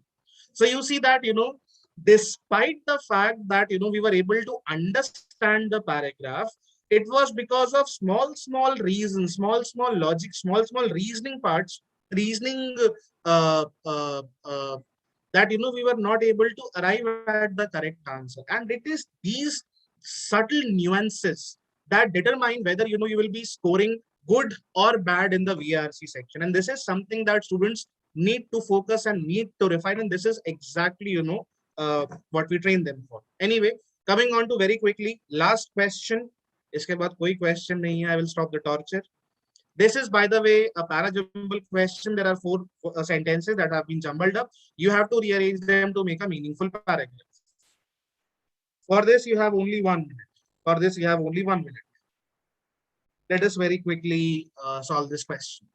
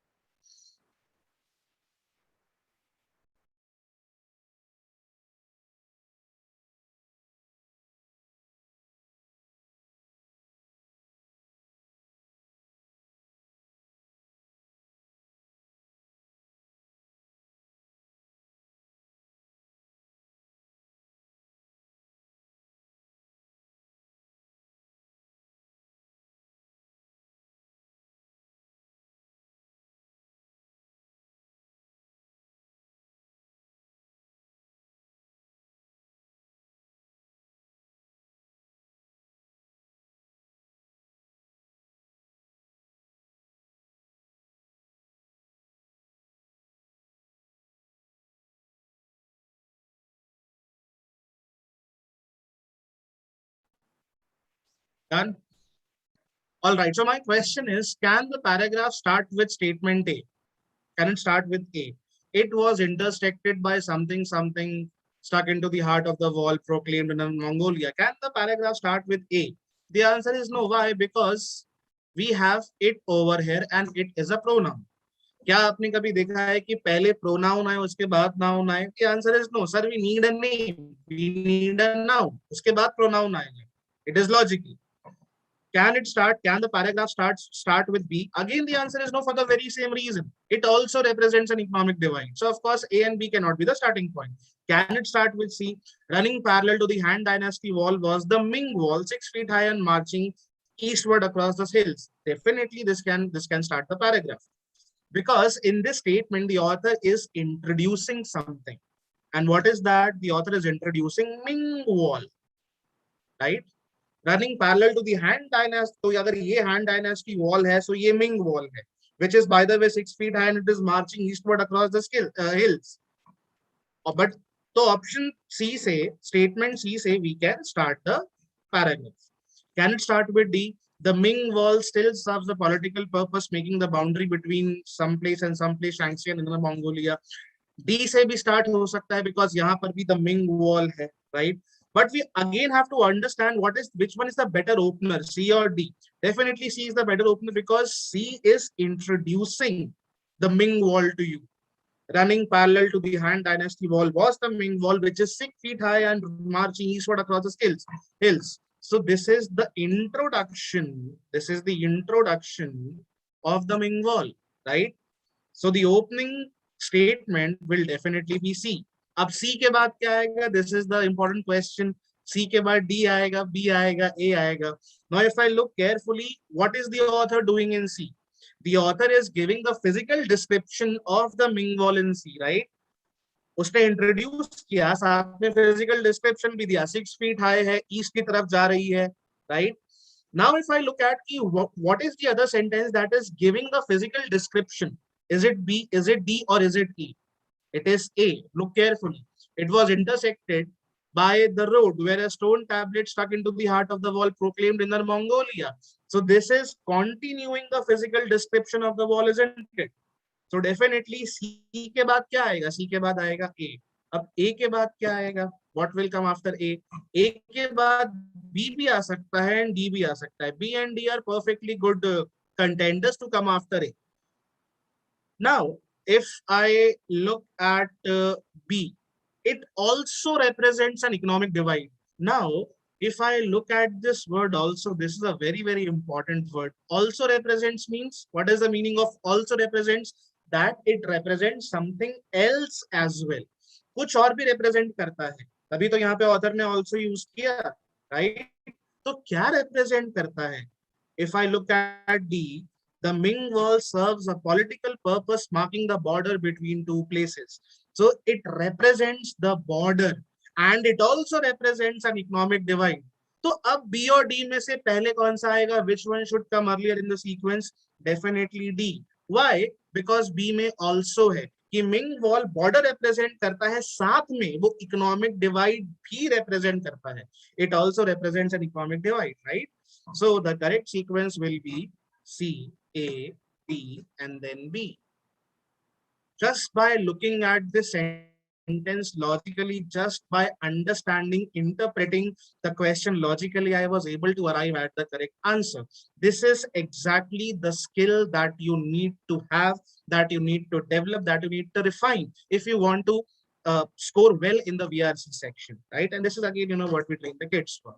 Anyway, coming on to the next part, how to ace the VRC section. Of course, we did 3 questions. We learned certain things from those 3 questions, but now the bigger question is कि मैं VRC section को prepare कैसे करूं और उसके बाद उसमें अच्छा कैसे करूं. How do I excel in the VRC section? So the first thing that you need to have, because CAT is so much reading dependent, CAT is reading intensive paper. Of course, so far as the VRC section is concerned, the first thing is develop the habit of reading regularly and religiously. You can read newspapers, you can read books, but whatever you are doing, please do it regularly and religiously. It is not that कि ठीक है यार आज मन आया, आज newspaper पढ़ लिया, नहीं मन आया, नहीं पढ़ा, क्या फर्क पड़ रहा है? कभी न्यूज़पेपर नहीं भी पढ़ा तो it does not matter a lot. फर्क पड़ता है because whatever you are reading, there are 2 things if you are reading newspapers or any general stuff for that matter. Number 1, when we read now, we gain a lot of knowledge, right? The second thing is that we also unconsciously are developing a linguistic abilities. जो कई बार लोग बोलते हैं ना कि हमारी spoken English बहुत खराब है, हम क्या करें? और फिर उसके बाद कुछ लोग बोलते हैं कि बेटा एक काम करो, 30 days का रैपिड एक्स कोर्स ज्वाइन कर लो, तुम्हारी इंग्लिश सुधर जाएगी. It does not happen that way, right? It happens only by reading persistently and continuously, because anyone who has been able to speak well is also a good reader. So there's a lot of intersection over there. So please develop the reading habit of reading regularly. It can be a newspaper, it can be a novel.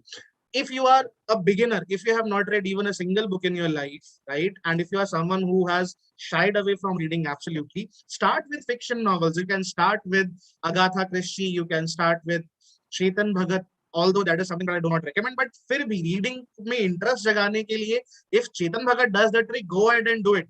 No matter उसको दुनिया disparage करती है नहीं करती, अगर वो आपको पढ़ने में मजा आ रहा है, go it.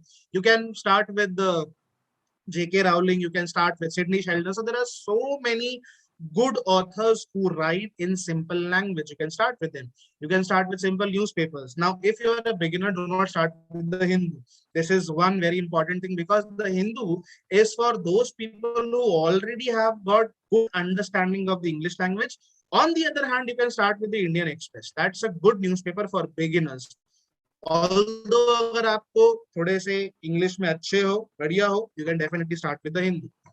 The third part is after gaining fluency in basic reading, graduate to higher level. कि ठीक है, अभी मैंने 15-20 fiction books पढ़ ली, अभी मैं 2 महीने से 3 महीने से regularly Indian Express पढ़ रहा हूँ या पढ़ रही हूँ. Now you have to up the ante a little bit. Now you can graduate to non-fiction books. Probably by Yuval Noah Harari, or non-fiction books, Raghuram Rajan, Shashi Tharoor. Those are the books that you can start reading, because it will diversify your reading space. Abhi tak hum khali fiction पढ़ रहे थे, but the moment we enter into non-fiction, the challenge is something different. Language alag hoti hai, and that is the kind of language that actually appears in CAT passages, right? Fourth point, which is very very important so far as the preparation part is concerned. ये क्या है? ये तैयारी है हमारे RCs को करने की, but RCs भी तो करने पड़ेंगे ना. Solve RC passages on a regular basis, and while you are doing it, focus on vocab too. Because केवल अगर आप newspapers पढ़ रहे हो, non-fiction books पढ़ रहे हो, that's a good thing. Definitely, you are improving your reading abilities. But unless you solve an RC, unless you fight with the question, unless you wrestle with the options, यार ये क्यों नहीं, ये क्यों नहीं, ये क्यों ऐसा कैसे हो गया, your reasoning skills will not improve. And if your reasoning skills do not improve, of course, your score also might not go up substantially. So solve RC passages on a regular basis while focusing on vocab. Last but not the least, the most critical aspect is take tests to understand your weaknesses and work on them. Throughout the course of preparation, as Shaminder sir also said that, your learn part, your practice part is very, very important. This is where the actual game begins, because यहाँ पे आके जो अभी तक हमने सीखा है, whatever we have learned along the way, now we will be applying them in tests. यहाँ पे it is not only about कि हमें कोई चीज आती है कि नहीं आती, यहाँ पे it is also about कि मैं टेस्ट देने में कितना capable हूँ. And it is, a very strange thing कि I have seen people who are very good with their content still are not able to do well in the test, at least not in the initial ones. Why? Because test taking is a different ball game altogether. यहाँ पे time manage करना पड़ता है, pressure manage करना पड़ता है, questions क्योंकि सारे नहीं करने, क्वेश्चन का सिलेक्शन करना पड़ता है. So all these things these things require strategy. So strategy वाला पार्ट जो है वो आपका टेस्टिंग फिक्स करेगा, which will catapult you into that 95 or 99 percentile का range, right? So if you follow all these steps regularly, of course, at the end of the preparation, at the end of the process, definitely you will be liberated, you will be enlightened, and you will be feeling like this. All right. So now, thank you very much. It was a great pleasure interacting with all of you, such a wonderful crowd. Now, of course, I will hand over the stage to Abhishek sir, who will be telling you on the quant part. So Abhishek sir, the stage is all yours. Thank you so much, sir. Indeed, this session will help our students in strategizing their preparation. Now, as you have said, I will invite Mr. Abhishek Tripathi to help our students in tackling the most tricky section, quants. Sir has done mechanical engineering and MBA from SIBM Pune, and he's a passionate educator at heart. He comes with a diversified experience of public sector undertakings and MNCs apart from education industry.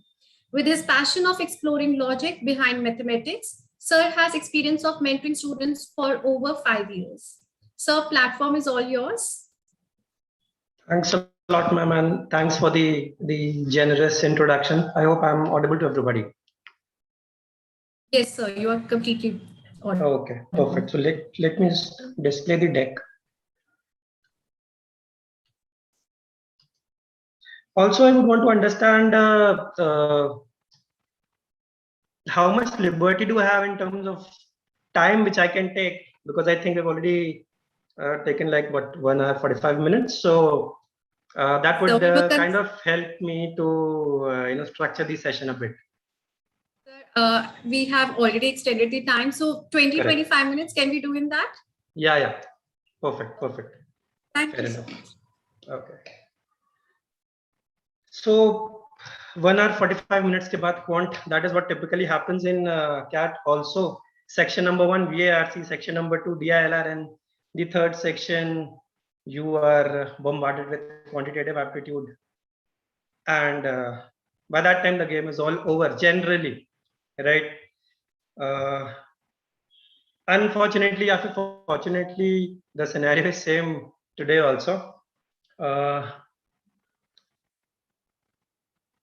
2-3 things which I would want to address in this session, right?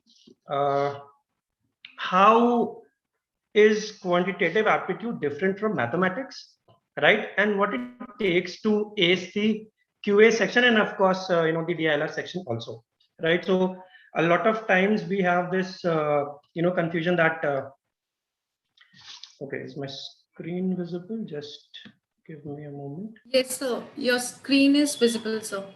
Okay. We can see the slide, how to prepare for QA and DILR. Yes, just a second.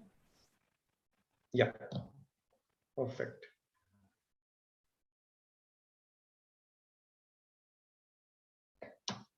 So QA section hai, less of gyan, more of doing. So I thought I'll probably discuss this. I generally, prefer throwing a couple of riddles, puzzles, questions in my sessions. I thought I'll be discussing this, but I'll probably keep it out of the agenda. But still, I want you to probably note down the question, take a snapshot of the question, and do not use pen and paper to solve this. Just apply your brain, and you can send your answers to me on this email ID.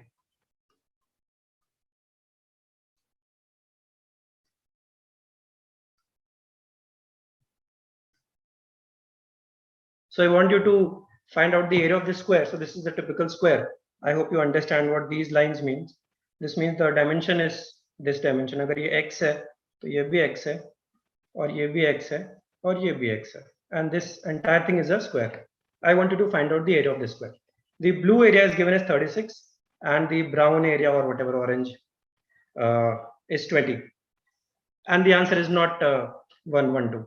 So 112 is not the right answer. Typically, a lot of people tell the answer as 20 plus 36 as 56, and then it looks like ये half square cover किया 22 कर देते हैं. This becomes 112, which is not the right answer, right? So think about it whenever you get time, and get back to me on this. abhishek.tripathi@imsender.com. I would suggest do not use your pen and paper for doing this question. Okay? Okay. चलो आगे चलते हैं. So typically, one thing is being good in maths versus being good in quantitative aptitude. These are two entirely different things, right? जैसे अंकित sir ने बोला ना, a lot of people feel that since my English is good, I might be able to do well in the VRC section, right? It more or less kind of applies to QA section also, right? People think that since I've studied mathematics in 11th, 12th, right, I am bound to be good in QA section, which is not exactly the case, right? I've studied maths in 11th and 12th. I did my engineering preparation. I'm a mechanical engineer. I studied mathematics and engineering also. I'm good at the higher mathematics section, right? But then when I started preparing for CAT, I realized the kind of questions which come in these competitive examinations, right? They are very different from what you do in your 11th and 12th and in your engineering or whatever, right? So people, I'm sure, see why I'm bringing this point is because a lot of people feel that CAT for engineers ka exam, because it's high on quant, it's high on DI, right? High on LR, right? So engineers are bound to do good in this examination. ये बहुत हद तक सही नहीं है, right? to ace QA section and to ace the DILR section, you have to be good with logic, right? Now, being a non-math student, I can still be good with logic, and that is the whole point. Now CAT as an exam is becoming more non-engineer friendly. It has typically been an engineer friendly examination, right? So if you go back and check the quant section ka paper back in 2010, 11, 12, 13, you will find it to be crazy, right? Similarly, DI and all. Now the paper is taking a very, very logical shape, right? And the prime reason for it is that logic is not a function of the subject that you have studied in your 11th, 12th or graduation. Logic is not a function of the medium that you come from. So if you are from a vernacular medium, this does not mean that you might not be good with logic, right?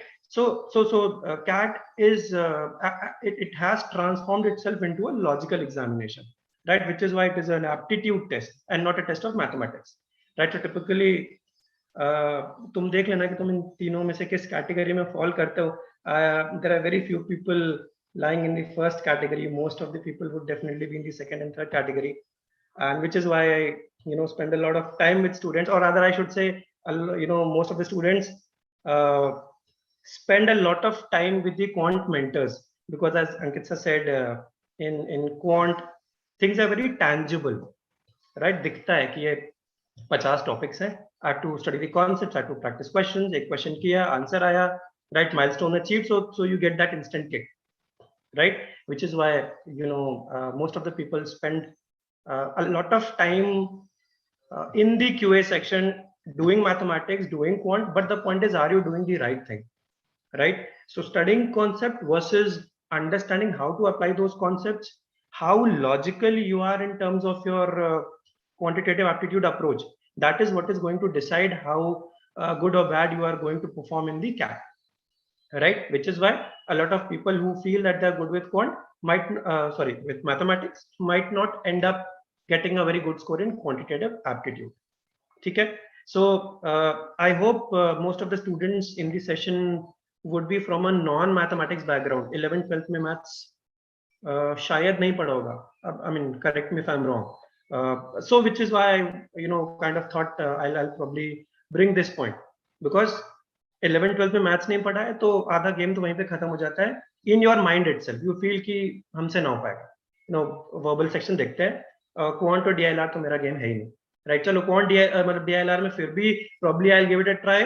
Quant तो it's gone case for me, which is not the story, which is certainly not the story, right? And in the next couple of slides you'll get a very fair idea.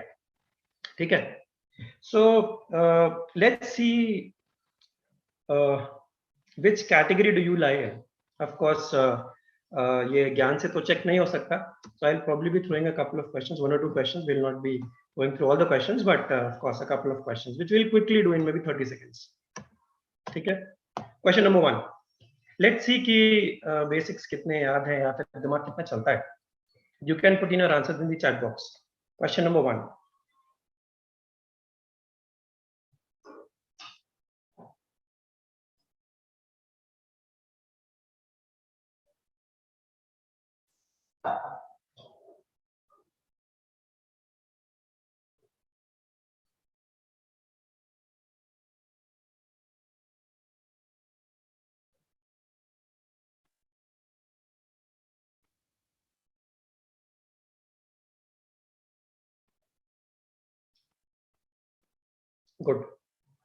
Good.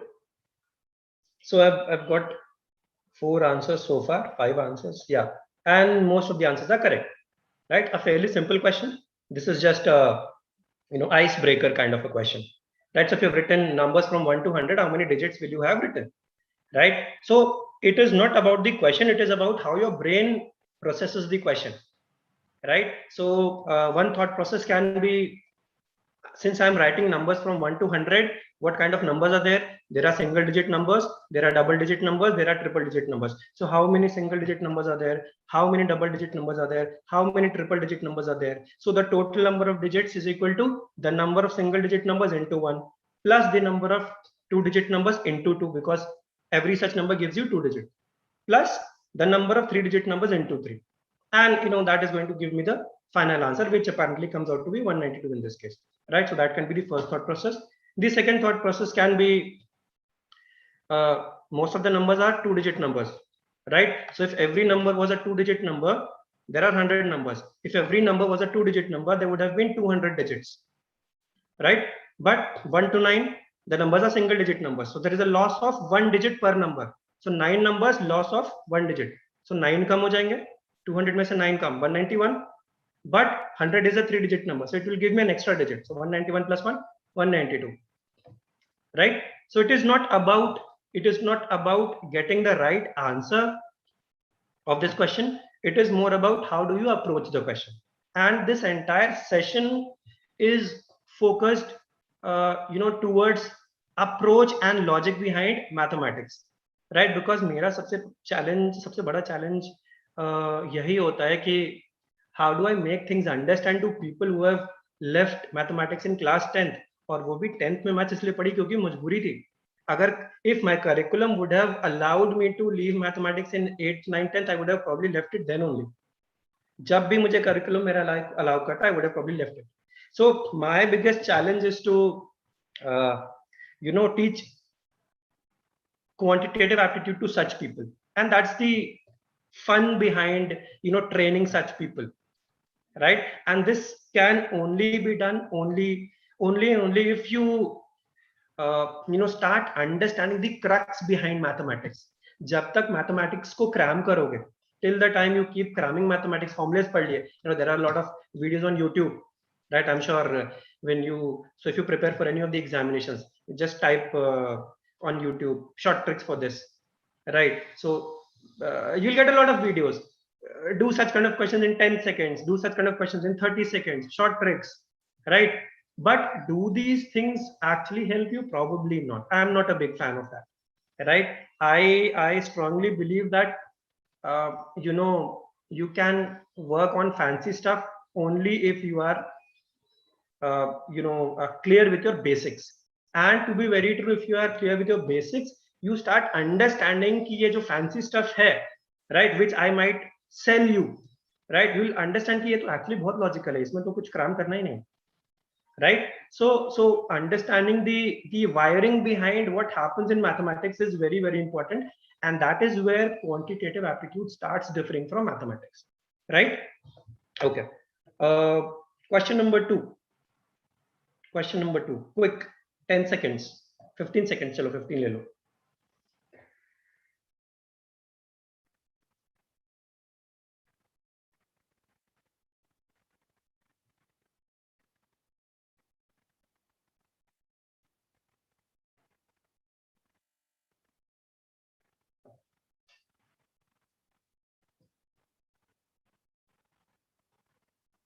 So Poonam, is it option number 2 or option number 1 and the value is 2?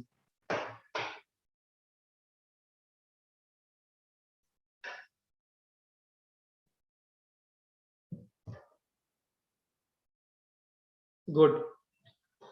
I am very, very happy to see that the crowd which I have in this session is, you guys are understanding things, right? I'm very happy about it. Okay. So most of you are giving me the answer as 4, right? At least 60-70% of the people give me the answer of this question as 8, option number 3. I don't know why. Probably because of Newton's first law of motion, inertia, law of inertia. So you continue to be in the state of motion unless and until acted upon by an external force. तो यहाँ पे भी कुछ वही inertia वाला ही game हो जाता है. 4 hence 4x 4 days. So 8 hence 8x 8 days, right? Which is absolutely illogical, right? So when you say that 4 hens lay 4 eggs in 4 days, this apparently means that since 4 hens are laying 4 eggs, each hen would be laying 1 egg, and this process of laying the egg takes 4 days, right? So now if 8 hens are supposed to lay 8 eggs, apparently the task is still the same, 1 hen per egg, and the process takes 4 days. So 8 hens 8 eggs in 4 days, as simple as that. Now I can create fancy stuff about around this question by talking about the concept of proportionality, direct proportionality, inverse proportionality, right? वो सब fancy stuff create कर सकता हूँ. X is directly proportional to Y, X is inversely proportional to Z, right? And then N1 W1 D1 upon eta 1 is equal to N2 W2 D2 upon eta 2. Such kind of equations you would have seen time and work, entirely based upon basic concept, right? So if you understand what exactly is happening in this question, right? Do you require any kind of proportionality? Probably not, right? So do we not need the concept of proportionality? We certainly need, right? But only when we understand the basic idea behind a particular question. Okay, chalo. That was question number 2. Question number 3, last.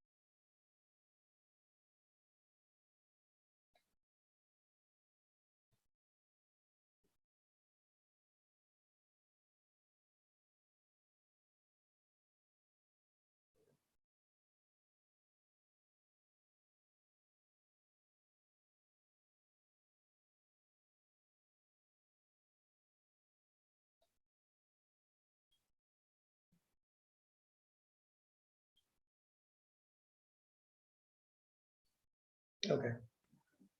So most of you are saying option number 2, which is 9. Some of you are saying option number 4, which is 12. And I think Komal has said option number 3, which is 6. Shagun, Gurleen. Yeah, so a couple of you are also saying the right answer is option number 3. Now, if you read the question, it says 3 friends, PQ and R, are playing a series of games. Each game had only one winner, right?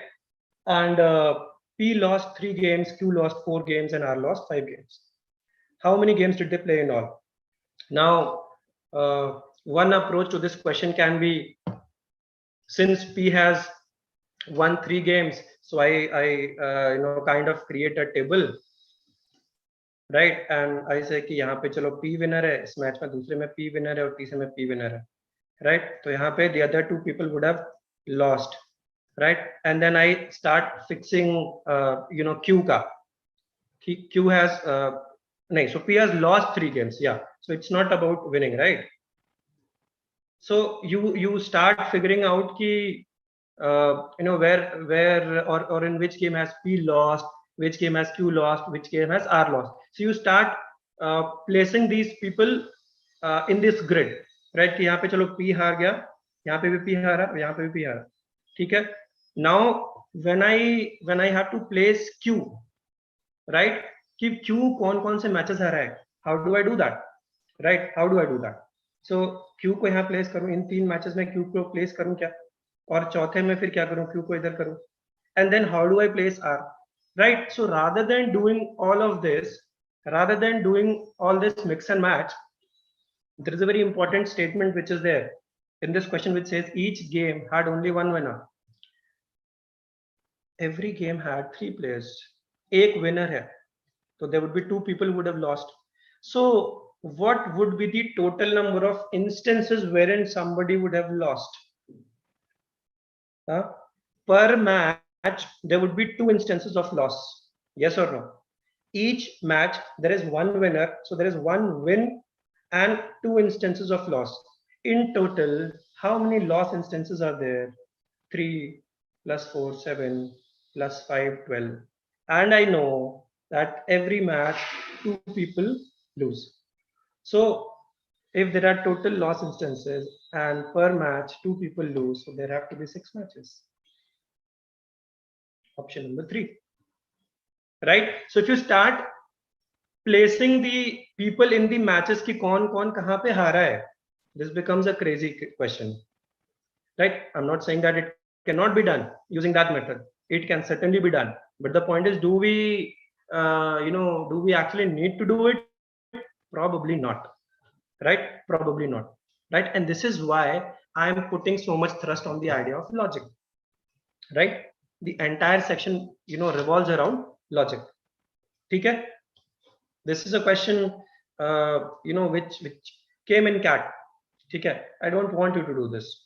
I don't want you to do this. Okay, this came in CAT. Okay, easy hai, fairly easy question. Okay, you can just read the question and you will be able to understand ki ye, it's a fairly simple question. And if you understand the basic idea of percentages, probably you would not need your pen and paper to solve and get the answer of this question, right? So you can just scan it and we'll move forward. I don't want to invest time and energy in this. Okay, should we move ahead?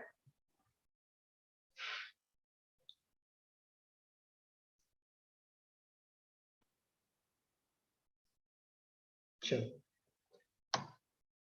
Now, this is what I want you guys to understand by the end of the session. मतलब ये बात एकदम दिमाग में बैठ जानी चाहिए, right? कि maths नहीं है, it's quantitative aptitude. It's not mathematics. I don't train mathematics. I don't teach mathematics.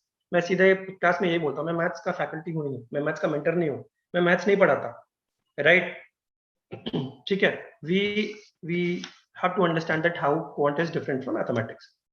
ठीक है, a simple question, right? A very, very simple question. It says there are 19 students in a class with each student having 18 chocolates. If a new student having 58 chocolate joins in, what would be the new average, right?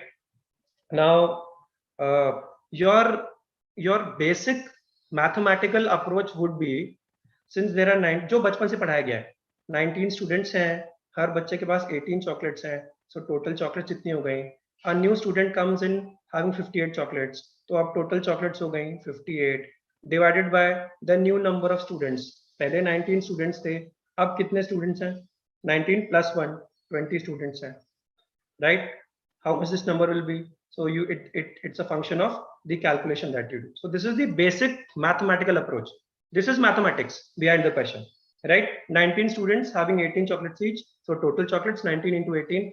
एक नया बच्चा आ गया जिसके पास 58 chocolates है, add कर दिया, divided by the total number of students, right? The total number of new students, right? So 19 plus 1, 20, you'll get the answer.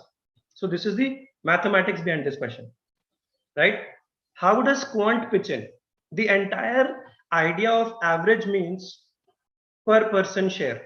When I say that there are 19 students in a class and each student having 18 chocolates, or if I say that the average number of chocolates in a class of 19 students is 18, this means अगर मैं सारी chocolates collect करके सब में बराबर बराबर distribute कर दूंगा, तो every student will get 18 chocolates. So the entire idea of average is per person share. And if you understand this, the concept of average is over. That's it, done and dusted, right? It is per person share. So now when I say that there are 19 students in the class and the average is 18 chocolate, this means the per person share is 18.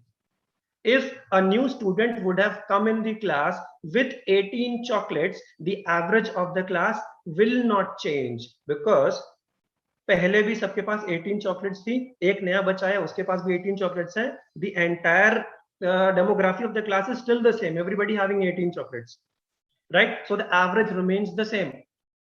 But in this case, the new student comes with 58 chocolates, right? So the average is going to change. Is it going to increase or decrease? क्या होगा? Increase होगा या decrease होगा?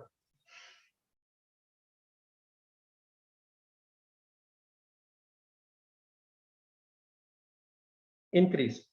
Absolutely correct. Why? Because this new person has come in this system with some excess, right? What is the excess? What is the excess? 58 chocolates लेके आया है जिसमें 18 chocolates तो वो वाली हैं जो सबके पास है, तो मैं ये 58 chocolates को दो pockets में distribute कर लूंगा. मेरे left pocket में 18 chocolates हैं, which is to maintain the average. And what is the excess which I have come with? 40. This excess is going to result in an increase in the average, right? And what will be the increase in average? The increase in the per person share. So अब ये जो 40 chocolates हैं, ये जो 20 बच्चे हैं उनमें बराबर बराबर बांट दो ना, क्या प्रॉब्लम है? हर बच्चे को 2 चॉकलेट दे दो, तो पुराना एवरेज 18 था, नया एवरेज कितना हो जाएगा? With an increase of 2, the new average becomes 20. And this is the concept of distribution in averages. Right? This is the concept of distribution. And if you understand the concept of distribution, averages ka game over ho gaya. Mixtures allegation is over. Weighted average is over. If you understand distribution. Right? So that is the logic behind the whole idea of averages. In fact, averages is such a beautiful concept. I'm sure you would know the game of tug of war. The concept of average, it entirely revolves around the idea of tug of war, या फिर seesaw, right? कभी time होगा, if anybody wants to discuss that in detail, we can certainly do it, right? But the entire concept revolves around the game of tug of war and seesaw, right? So there is a conventional way of approaching a question versus there is a logical way of approaching a question, right? So when I tell you the conventional way of approaching a question, I enforce a methodology on you.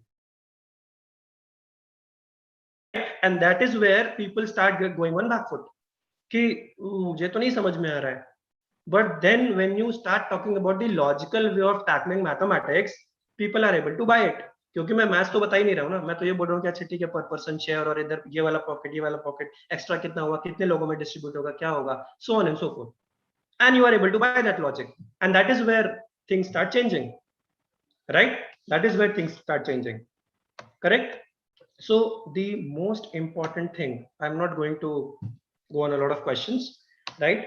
One of the most important things is you will have to change the way you handle quantitative aptitude.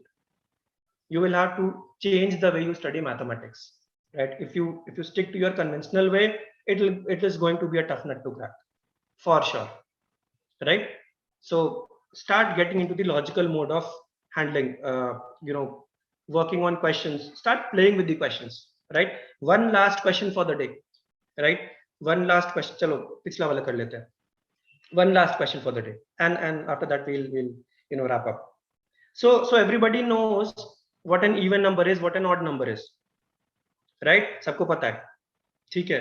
2 से divide किया, divide हो गया तो even है, divide नहीं हुआ reminder आ गया तो ऑड है. So everybody knows what an even number is, what an odd number is. Now what do you require for this question? Even odd to pata hai, right? But then will you be able to handle this question?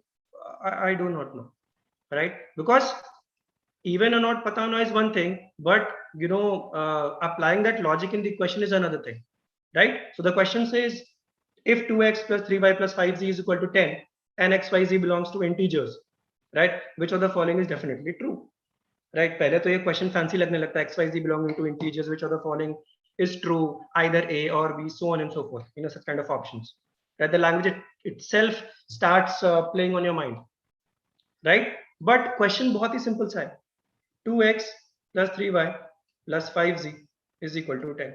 10 कैसा number है? What kind of a number is 10? Even or odd? Even. Very correct. 2x, even or odd? Absolutely correct. Even. If you multiply anything by 2, or for that matter, if you multiply anything by an even number, right, the entire product becomes even, right? So ये even है और ये भी even है. So what we get is 3y plus 5z is equal to even minus even, which is nothing but even. So ultimately मेरा equation क्या बन गया? 3y plus 5z is an even number. Now I know if my result is even, my RHS is even, right? And on the LHS I have two things, right? On the LHS I have two things. तो मेरे पास दो scenarios बचते हैं. या तो I'll say odd plus odd is even, or I'll say even plus even is even, right? ये दो cases बनते हैं मेरे. Yes or no? Right? So either odd plus odd is even, or even plus even is even. Correct? Now if 3y and 5z both are odd, this simply means y has to be odd, z has to be odd, because ultimately they are being multiplied by 3 and 5. So for 3y to be odd, 3 to odd hai hi, y को भी odd होना पड़ेगा. Similarly, for 5z to be odd, 5 is odd, so z has to be odd, right? So either y, z both are odd. This works, or I can also have a scenario wherein even plus even gives me even, right? So if 3y is even, I know that 3 is odd, so y will have to be even. Similarly, if 5z is even, 5 is odd, so z has to be even, right? So y and z both are even also suffices.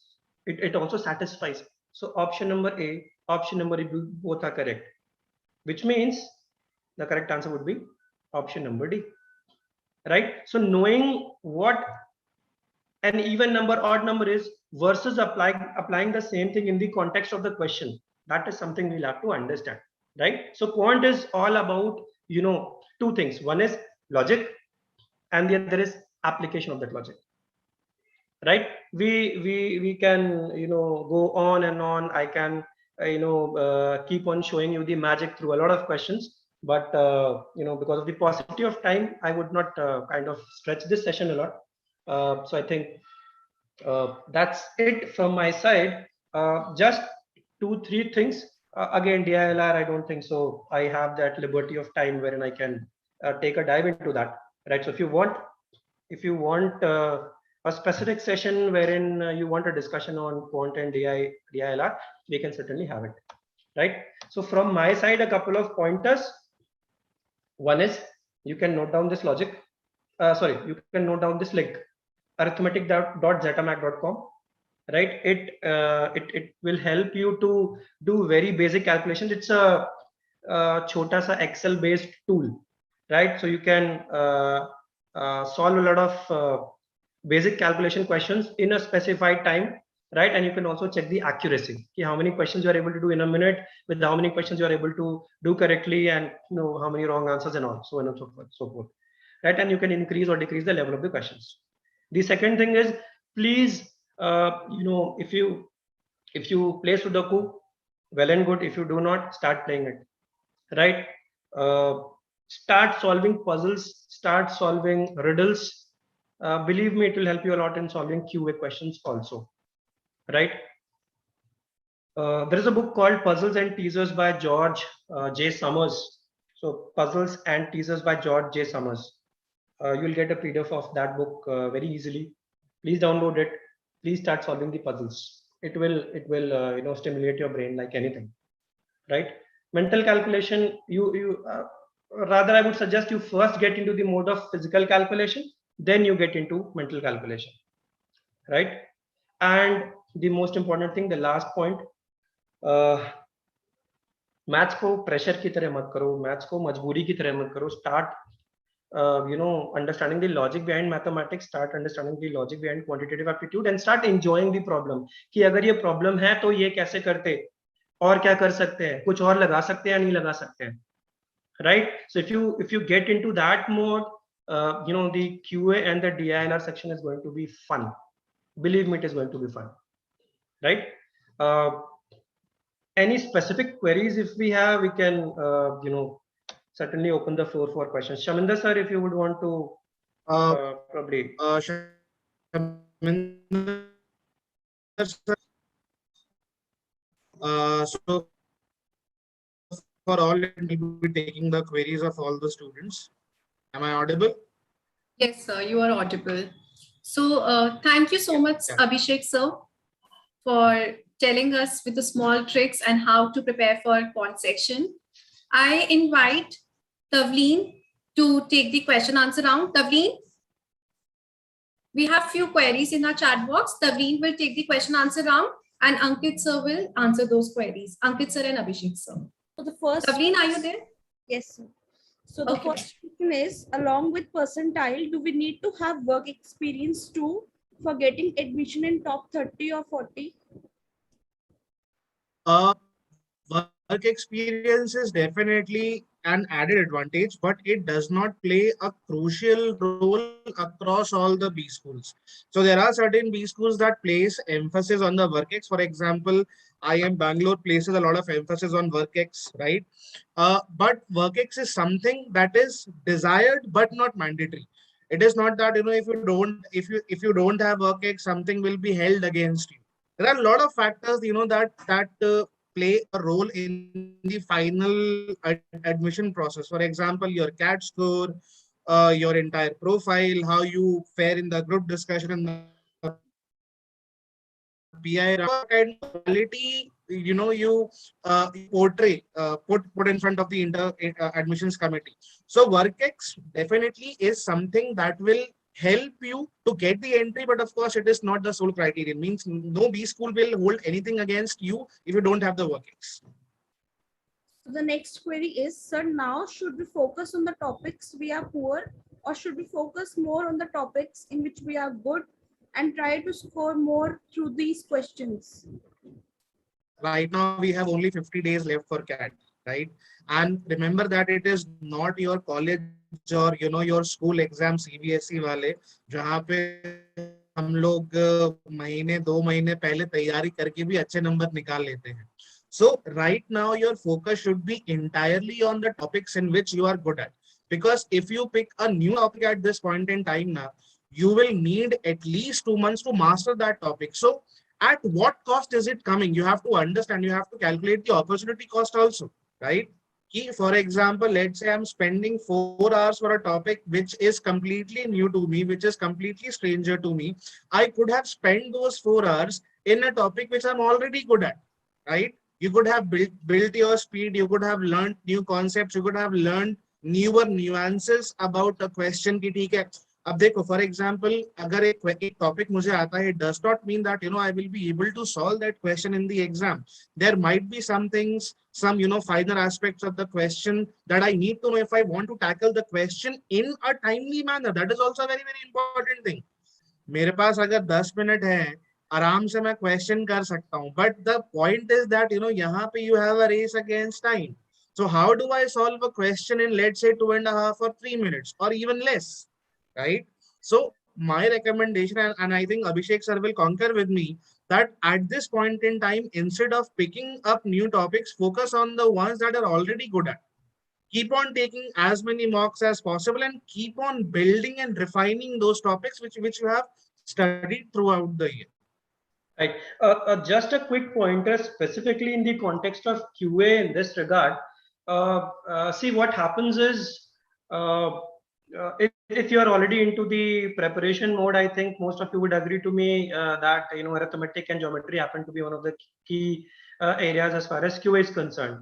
But the question is, let's say if you practice arithmetic throughout the year, will you be able to handle all the questions of arithmetic? That's the question, right? And the answer to that is no, right? So specifically in the context of QA, I would suggest two things. One is you definitely focus on the areas which you are good at, and if possible, if you can kind of cover a couple of other areas wherein you can handle the basic level questions, right? Because see, when it comes to the examination, it is not about solving all the crazy questions of a specific topic. It is about picking and choosing those sitters and the moderate level questions which are scattered along the entire section, right? So let's say there is a PNC question, or let's say there is an algebra question, and I have not done algebra entirely. मैंने छोड़ दिया बिल्कुल algebra. जैसे हम college exam में करते हैं कि 5 यूनिट में से 3 यूनिट पढ़ ले, एकदम जबरदस्त करके आएंगे, 2 यूनिट छोड़ दिया हमने.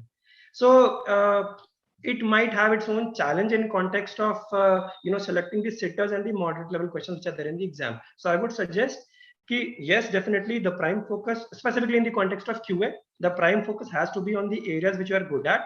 And of course, if you can train yourself to handle the sitters of a couple of other sections, it will help you in certainly maximizing your score in that section, right? The last question for the session is, sir, please tell something about NMAT exam, time management also. NMAT exam time management. So what exactly is the question? NMAT time management, what exactly is the question? I understood the question, but time management, I mean, what does the student want to know about the time management aspect of NMAT? How to manage the time during the preparation?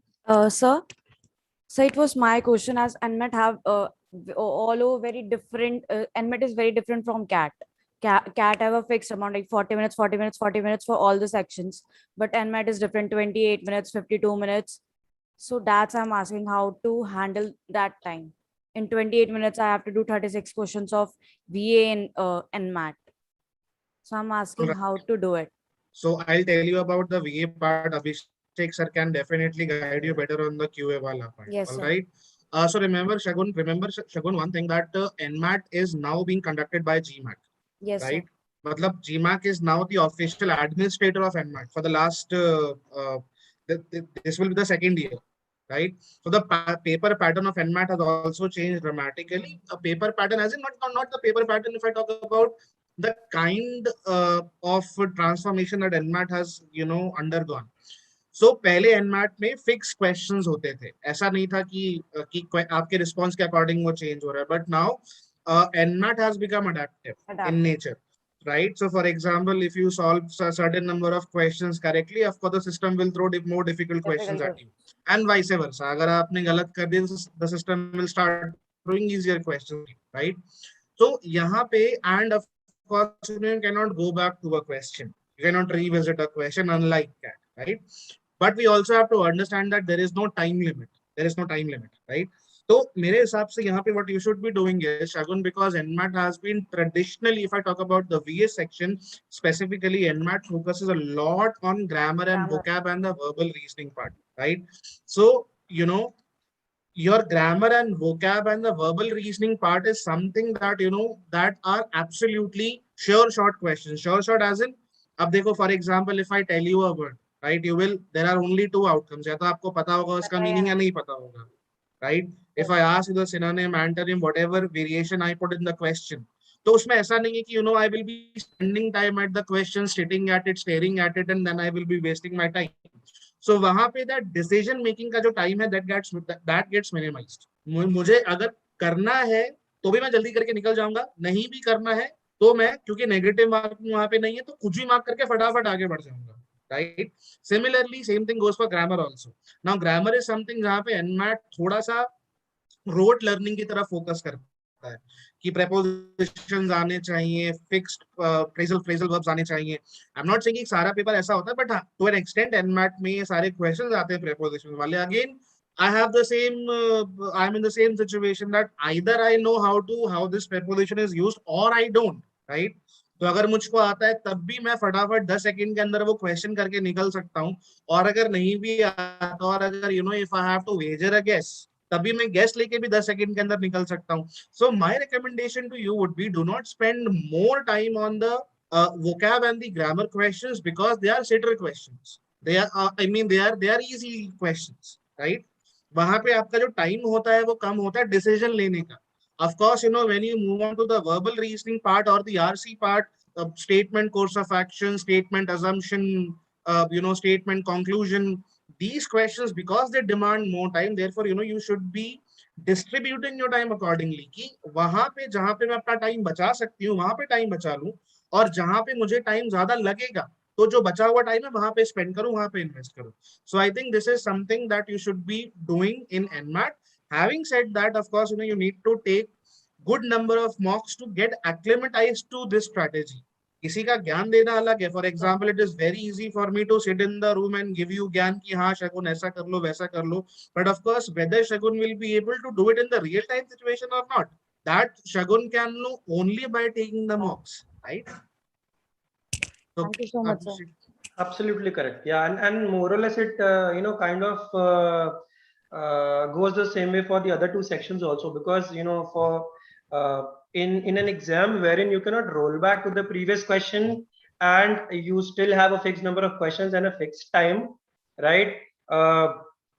The pacing of the section becomes very, very important. The pacing of the attempts becomes very, very important, right? I'm not sure how actually adaptive NMAT is going to be, but if you compare it with or let's say relying on GMAT, GMAT even penalizes you heavily for not completing the section, right? So if the same thing goes for NMAT, that's something which will go against the test taker. So I think that's another thing which you'll have to keep in mind, is that right. make sure that kind of complete the section, right? Or even which if you're is why, not yeah, sure about, even if you're not sure about a question, you should mark the question, correct. Mark and move ahead. because GMAT penalizes the students for not marking an answer, Correct. which is completely antithetical to what happens in the Indian exams.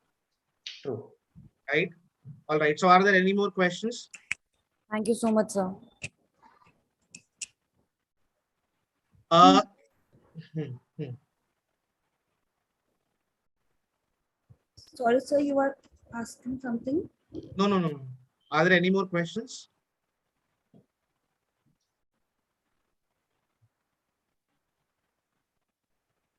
Are there any more queries or questions that? I think we are done with the questions. Tavleen, am I correct? We are Yes. done with the queries. Yes, ma'am. All right. Achhi.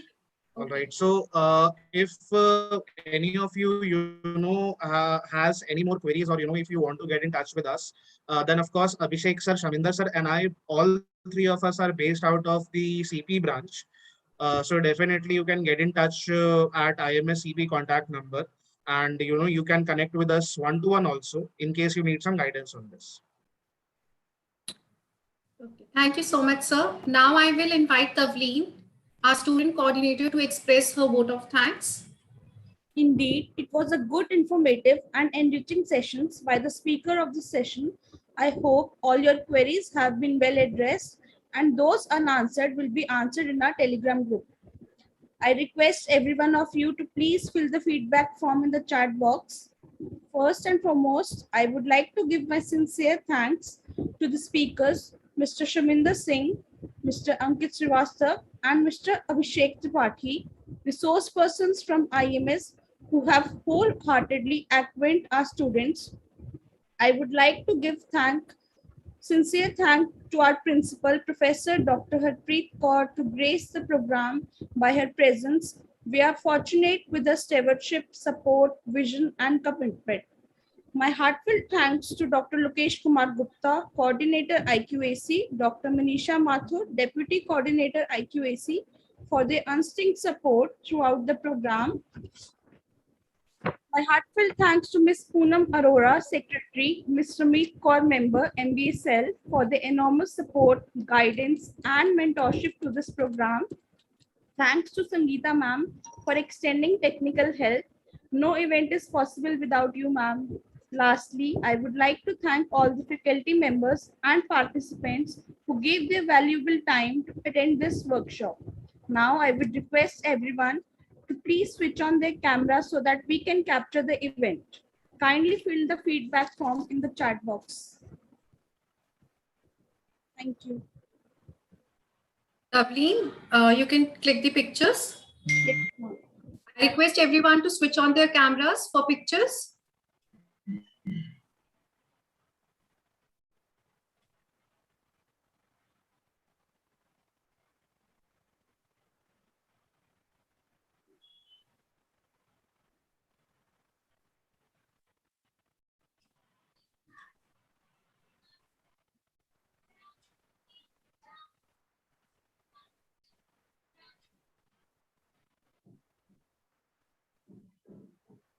Done with the pictures, ma'am. Thank you so much. And I extend again a big thank to IMS team for joining us today and enlightening our students in their MBA journey. Thank you so much, sir. Thank you. Thanks a lot, ma'am. Thank you for giving us the opportunity. I hope the students liked it. It was a very good session, very interactive one. The kids were very interactive. And I thank on the behalf of the entire IMS fraternity. Thanks a lot.